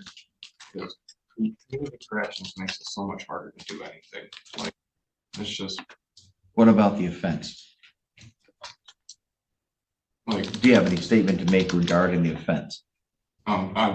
If I could go back in time and redo that night, I would 100% do it. I would not go up to that apartment. I would just get in my car and go to Manistee. If I would have just left and not acknowledged the fact that he was up there, I wouldn't be right here right now. I would probably be at my new job, working, making more money, being able to see my child. Like, I wouldn't have done anything that I've done. It would be so much better. All right, thank you. Ms. Maskey, what about the community service stuff? It wasn't denied, it was a discussion. We were more or less saying that we can't respond to daily requests. Right. Therefore, the schedule needs to come on Tuesdays for the whole next week. And then we said that you're spending money daily at the gas station, but then can't pay us. So the community service request was that he actually worked at his current job for free and called it community service. We said that's not community service. So we set him up with Goodwill. To our knowledge, he has not done that yet. All right, so let me explain something, Mr. Grossman. There are two people who work in that office. In just Wexford County, we have 300, on average, 350 felony cases charged and over 1,000 misdemeanors charged. And in Missaukee County, we have at least, and their office doesn't deal with the misdemeanor cases, we have at least 150 felony cases. So I've got two people who can do that job. They tell you to do something, I don't care what the excuse is. You don't do it. That's it. It's really that simple. They're not, that's okay. It's my turn to talk. They are not jerking you around. And by the way, the trying to work and not get paid and calling that community service. Wow. Do you think you're the first person to ever think of that one? It happens all the time. No. We're done. We're done as far as listening to you. You've had your opportunity to talk. I'm gonna let you talk to both. It's now my turn. They tell you to do something, you do it. Because the other choice is if you don't want to comply, I put you in an orange jumpsuit and put you in a cell. The court hereby sentences the defendant as follows. The court places the defendant, and by the way, that discussion got you 6 more months of probation. So the court sentences you to 18 months of probation. The court will allow you tighten. And I tell you, when they give you, the probation department gives you terms and conditions, I guarantee you want to comply. Now, the court adopts the terms and conditions for probation that are listed on CFJ 145, pages 2 and 3. I find that those terms and conditions are well suited for rehabilitative purposes. And if if that office is able to get you into an anger management program, which is one of the terms listed, specifically it's term number 5, then I hope that they're able to do so. Because what I'm seeing is some frustration here. And that you get frustrated even when those people over there, community corrections, are trying to do what I tell them to do. So when they tell you to do something, it's the same thing as me telling you. You imagine how many phone calls they get a day? Hey, can I ask this? Can I do this? Can I do that? Yeah. All right. The court assesses a $68 state minimum fee, $130 crime victims' right fund fee, a $300 court cost, a $500 fine, a $300 attorney fee, supervision fees of $30 a month or $60 a month if there's any electronic monitoring. The court, because I placed you on HYTA, you have to serve those full 18 months. You don't have a right to be considered for early release. Also, any failure to pay all the fines and costs off within 56 days will result in a 20% late fee filing. I don't need to go over any appellate rights since the conviction is not yet final. It will most likely become final if you fail to comply with Mr. Saladay's orders. All he's got to do is bring me one violation. I don't say that to be mean, and I can see the frustration on your face. I understand. And here's the benefit of being me. I feel bad for you for what happened and how you got in this situation. But for a young man who's getting a heck of a break, I would expect to see a little bit more than that face. I live an hour away. It's kind of hard to keep gas in my car and do all this stuff. Listen to your attorney. He just told you to stop talking. If you want to interrupt me one more time, I'm going to wait here for about 20 seconds. We'll see if you want to do it. Because if you do, there's a gentleman over there in a brown uniform who will take you and put you into the hotel down the street. You get rid of that attitude, because you're talking back to me right now tells me that I should, everything your attorney did for you, you flushed it down the toilet with your attitude. Now get out of the courtroom. We're adjourned. Stop. What? This is stop. Mr. Butts, don't resist. But I might be wondering why I'm turned this way as I'm addressing you. It's not out of disrespect. It's just that while I was out on my motorcycle yesterday, I got stung directly on the face by a bee. And it hurts. So now that that's out of the way, I can look back this way again. Anyway, so we got Mr. Butts. Sorry, I really don't know why I find that so funny. It's probably sleep deprivation. Mr. Butts gets dragged out because he does not know how to behave himself. I want to hear what you have to say in the comment section down below about this whole situation. And also, I must insist that I get some butt-related nicknames for this guy in the comment section down below. Enjoy. Court is on the record in City of Contempt versus Brandon Lee Butts, case number 25 TRD 408. In this case, Mr. Butts pled not guilty to one count of driving under FRA suspension, a fourth-degree misdemeanor, and guilty to one count of turn signal violation. On May 27, 2025, we conducted a first pretrial conference on June 9th, 2025, and today we're set for a second pretrial and sentence in that case. Court is also taking up, there are two other cases.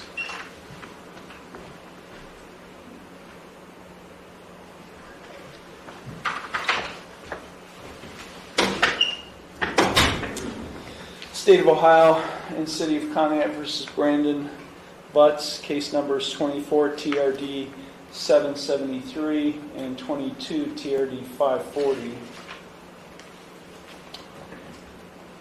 At a review hearing on June 9th, 2025, in these cases, Mr. Butts appeared with his attorney, as well as Law Director John Lewis, and court made a finding that pursuant to this court's February 21st, 2025 order, Mr. Butts was ordered to pay $50 per month, or $50 on February 20th, 2025, and $75 per month commencing March 13th, 2025, and thereafter no later than the 13th day of each month thereafter on the captioned cases until all fines and costs are paid in full.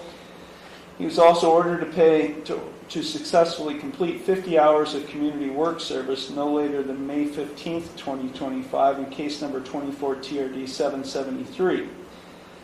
Court made a finding on June 9th that he only paid $50 on February 20th and that no other payments have been made. Court further found that the defendant had not presented the court proof that he had performed any community work service as ordered by the court. I appointed the Public Defender's Office to represent him, set a hearing today, July 7th, 2025 at 10:30 a.m. pursuant to section 2947.14c of the revised code on the defendant's failure to pay fines, and also a contempt hearing for today pursuant to section 2705.02 for Mr. Butts to show cause as to why he should not be held in contempt of court for failing to perform community work service in compliance with this court's February 21st order. Mr. Butts is present today. He is accompanied by his attorney, Philip Heasley, also present is Law Director John Lewis. Okay, we're going to address the pending case first, that being the 25 TRD 408 case. Mr. Lewis, the court is in receipt of a pretrial report. Yes, Your Honor, thank you. The offer that's been extended to Mr. Butts on that case would be to plead to the driving under suspension charge, and the parties would then argue sentence. Based on my research this morning, Mr. Butts is not currently valid. So that's the offer on the driving under suspension. Thank you. Thank you. Mr. Heasley. Thank you, Your Honor. Mr. Butts is making payments and doing what he can to obtain a license. These are, of course, different proceedings, and I'm just addressing the first case first. I'm addressing the pending case right now. That's what I'm addressing. I'll address the other cases here shortly. But right now I'm addressing the pending case where he has pled not guilty to driving under FRA suspension in 25 TRD 408. we would request, Your Honor, a further pretrial to allow Mr. Butts to make further progress towards obtaining a valid license in this matter. Thank you. Well, my research shows that there's no way he can become valid until December 27th of 2025.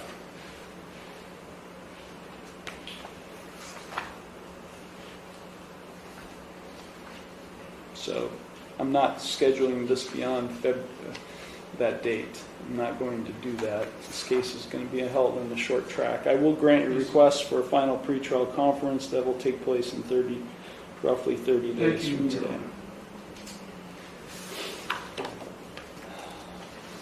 Okay, now we're going to address the other pending cases. Mr. Heasley, do you have any evidence to offer on behalf of your client today? Just he's indicated, Your Honor, he's indicated that he has not performed the community service, which I believe is the basis for the contempt citation. He does.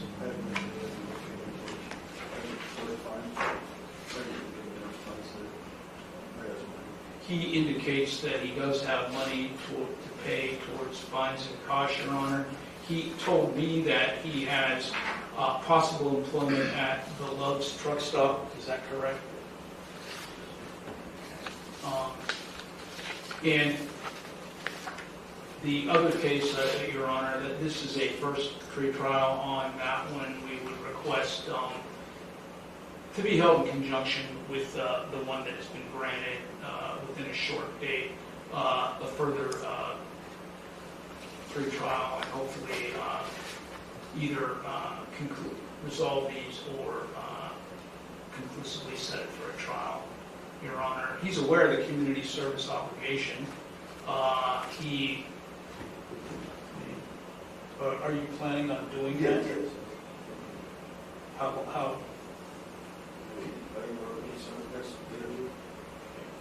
Well, the court will give you an opportunity to speak for yourself. Thank you, Your Honor. We're going to conduct a contempt proceeding, Mr. Heasley, today. Does your client have any reasons that he would like to show cause as to why he should not be held in contempt of court for failing to perform the community work service in compliance with this court's February 21st, 2025 order? I would have him address the court, Your Honor, in the form of testimony to say that as to the rest of the issue. Thank you. You would like to call your client as a witness? Yes, sir. Would he be up there, or would he be? No, I'll have him stay seated there. Okay. Mr. Yes, Butts, sir. Thank you. Raise your right hand. You solemnly swear or affirm that the testimony you're about to give is the truth, the whole truth, and nothing but the truth, so help you God? Yes. Okay. Mr. Heasley, you may proceed. Thank you. Mr. Butts, This is regarding the contempt action that was filed against you regarding failure to abide by court orders. Do you understand that, sir? Okay. Could you, in your own words, explain why you have not done community work service as of now? Community service, we had a couple family emergencies going on, and I know that ain't no excuse for you getting it done. What were those emergencies, in your own words? Recently, my grandmother passed away, and my problem with transportation getting from place to place has been a problem because I figured I had a bicycle thing, there's got to be a problem with temporary suspension, and then just try to find employment and try to get around right now is pretty hard for me. Are you willing to complete the community service? Yes. How long do you think that you would be able to complete it? I mean, if I can start getting hours in within this week, I go with the EPL or Are you currently employed at the moment, Mr. Prince? You do realize the court has the authority to incarcerate you over this? Yes. You do realize that? Are there any other places where you could do community work service? They give me a list of the places I wasn't too sure. You have the list? Yeah.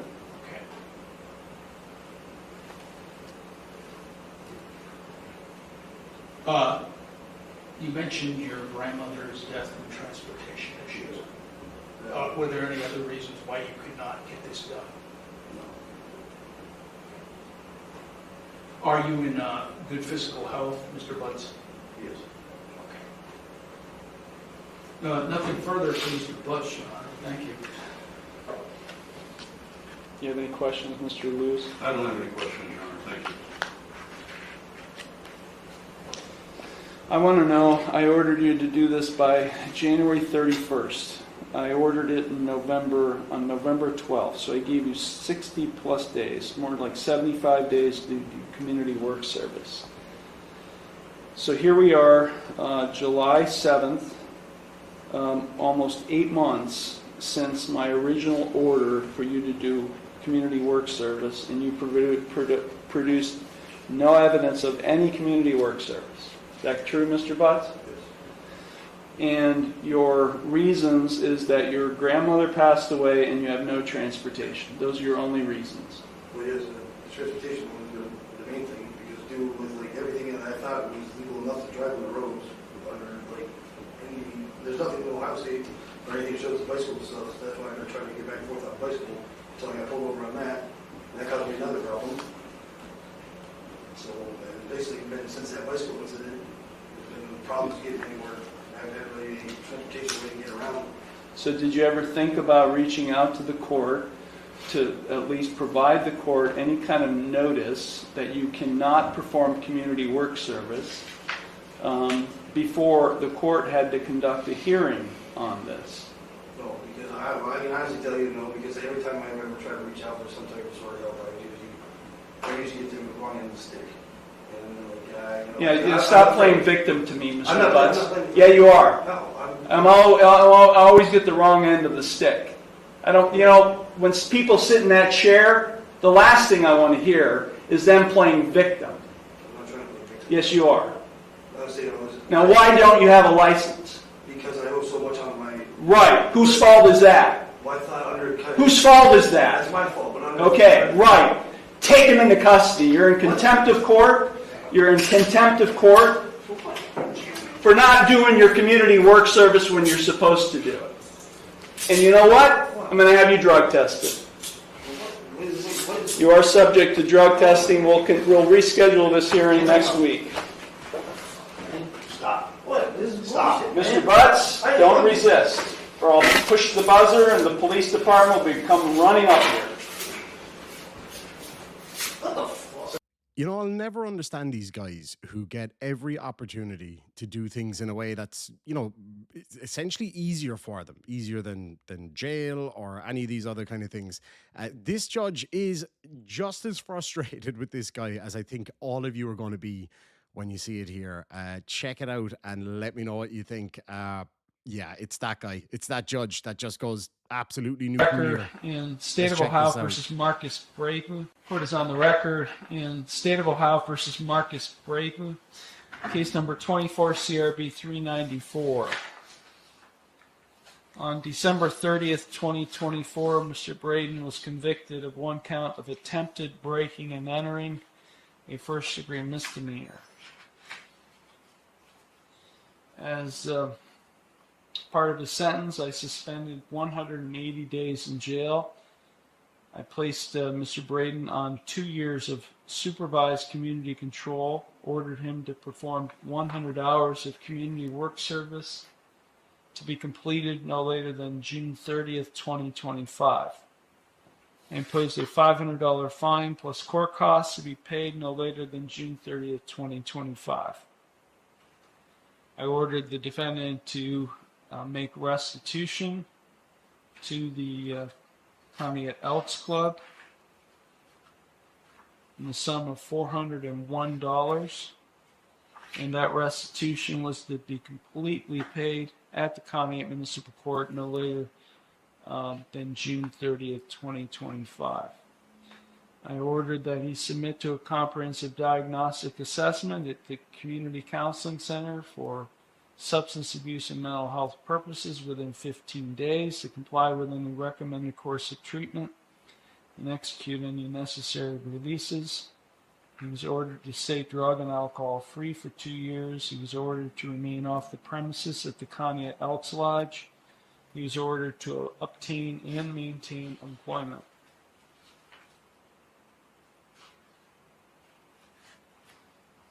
This case is set for a sentence compliance hearing, which I ordered scheduled after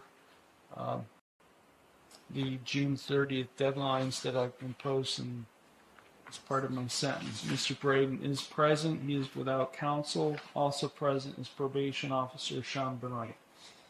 Officer Benoit, can you outline how Mr. Braden is doing? Yes, Your Honor. He's completed the 100 hours of community work service. He completed that on 11 June 2025. He's still complying with the treatment recommendations of Community Counseling Center. He didn't miss his last 2 appointments with supportive employment. Last appointment will be Tuesday, the 15th of July of this year with Community Counseling Center. No payments on his fines or restitution. He still owes $401 to the Elks Club, Your Honor. And he's currently working as of approximately 2 weeks ago at Franco's Pizza. I'm just noticing here that Mr. Braden did submit something in writing, which is, I think it's the first time I've seen something. On June 18th, 2025, more or less requesting an extension. And we'll address that today. So let's go back. He's completed the 100 hours of community work service, right? Yes, Your Honor, as of 11 June 2025. Okay. And he's receiving treatment at Community Counseling Center. What kind of treatment is he receiving? Do you know? I'm not exactly sure what. They didn't send me the treatment plan, but they sent me a schedule, and he has to comply with their appointments. So, Mr. Braden, you're receiving mental health treatment there at Community Counseling Center? Are you receiving substance abuse treatment? I can't tell from what I have here, but it seems like you may just be receiving mental health treatment. What, Mr. Braden, are you doing with respect to employment? You're working at Franco's? Currently, yes. How long have you been working at Franco's? 2 weeks, Your Honor. What employment have you had since I sentenced you on January 13th? After your sentencing, I taken employment in Geneva at the Green Bay Packaging Company. At what was it called? The Green Bay Packaging Company. Yes. I worked there for between 3 and 4 months, and then I got let go because I missed so many days. And then ever since then, I've just been trying to find the right one in between there. Had a couple jobs in between there. Until now, I just had an interview at the resource center 2 days ago for an opening there. You had an interview at the Human Resource Center? Yes, sir. For what? For it's maintenance assistant. food pantry assistant. Do you have your GED? Yes. You remember your diploma, I should say. Yes. Well, help me understand. I mean, you have not made any payments toward restitution. None. In the last 5 months. I gave you February, March, April, May, June. I gave you 5.5 months to pay all fines and costs and to make restitution. And not one payment has been made. Help me understand why. Your Honor, I haven't been able to accumulate any extra money to bring to the courthouse. Everything that I've been trying to save up just gets spread within my family. Trying to make ends meet. And, How many hours a week you working at Franco's? right now, it would be about 16. Have you gone through like a temp service, like Yes, sure. Infinity or Elite or anything like that? Elite. And you mean to tell me they can't find you a job? That's how I got my first initial job, Your Honor. And after that, they couldn't find me much more besides a few shifts that were too far out of my Is it range. because you got terminated? My first employment, yes, I did get terminated. That's what I mean. In Green Bay, you got terminated. Is that why they can't find you another job? Because you got terminated from Green Bay? Well, it'd be the job after that. It was in Jefferson. I've had 3 jobs. They just haven't worked out, Your Honor. Just whether it be, Were you terminated all 3 jobs? no. You know, I'm pulling teeth here, Mr. Braven, and I don't like having to pull teeth and have to ask a million questions to get answers here. So you worked at Green Bay Packaging in Geneva for 3 to 4 months since this. You were terminated because you missed too many days. That's all I know. Fast forward to Franco's Pizza. So tell me where else you worked at before Franco's Pizza. All right, Arthur Lewis Steel How long did you work there? for 1 week. Why are you no longer working there? I had to miss work and they did not allow that on the first week. I had an appointment with my doctor and I couldn't get it done in time. So you were terminated. Yes. When's your next employment? It was at King Luminaire, Jefferson. How long did you work there? 2 days. Why'd you leave after 2 days? The hours were not working out for my family. So you quit? Yes. Where'd you work after that? Franco's Pizza not. If it were me, I would have filed a probation violation against you. You had a felony charge dismissed, and you pled to a misdemeanor in this case. And I put you on supervised probation with certain conditions, one of which was to obtain and maintain employment. Because you have financial responsibilities in this case to the victim whose business or locale you broke into to commit a theft. And to this court for fines and costs. I can't tell from what Officer Benoit has provided me whether there's any compliance. All these are, well, it says kept, CBT, I don't know what this means, CBC, DNS, I think that means did not show, CBC, DNS. You're having some meetings with supported employment at Community Counseling Center. They're there to help you find a job. How come the last 2 appointments you had on July 7th and July 10th with supported employment never happened? Something came up, Your Honor. I You know, I don't want to hear it. What do you think? This is a game?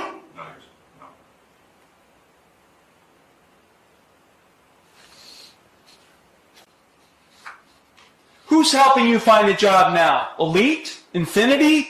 Support employment? Who is there to help you provide assistance for you to find a job? Myself and supported employment. And you don't show up for supported employment. Mr. Braden, let me make very clear to you. I am not a happy guy right now.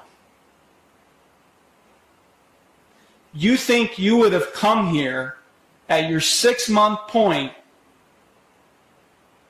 based on what all that transpired in this case in January. You would think you would have came in here in full compliance with everything that I ordered you to do.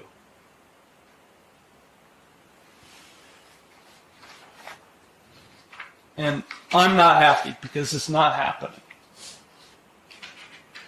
So your letter asks for an extension.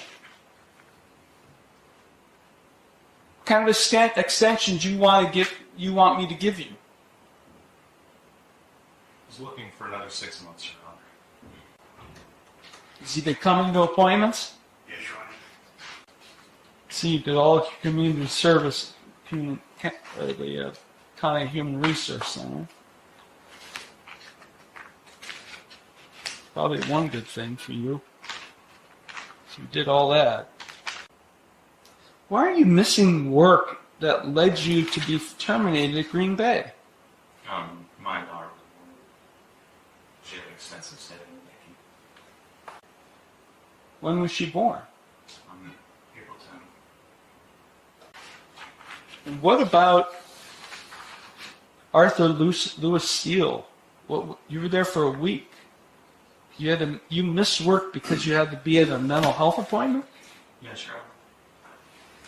And I did not communicate that I had to leave to go to my pharmacy after that was. So,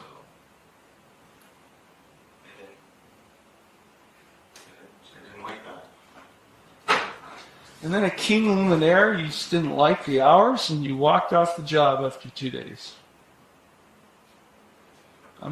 We're really familiar with King Luminaire. We have a few of our participants in renewal court who are happily employed there. Any suggestions, officer? No, Your Honor. My understanding he wants to complete community work service in place of the $1,034 and outstanding court costs and fines. That would equal up to 94 community work service hours. He estimated the 100 that he ordered to do so.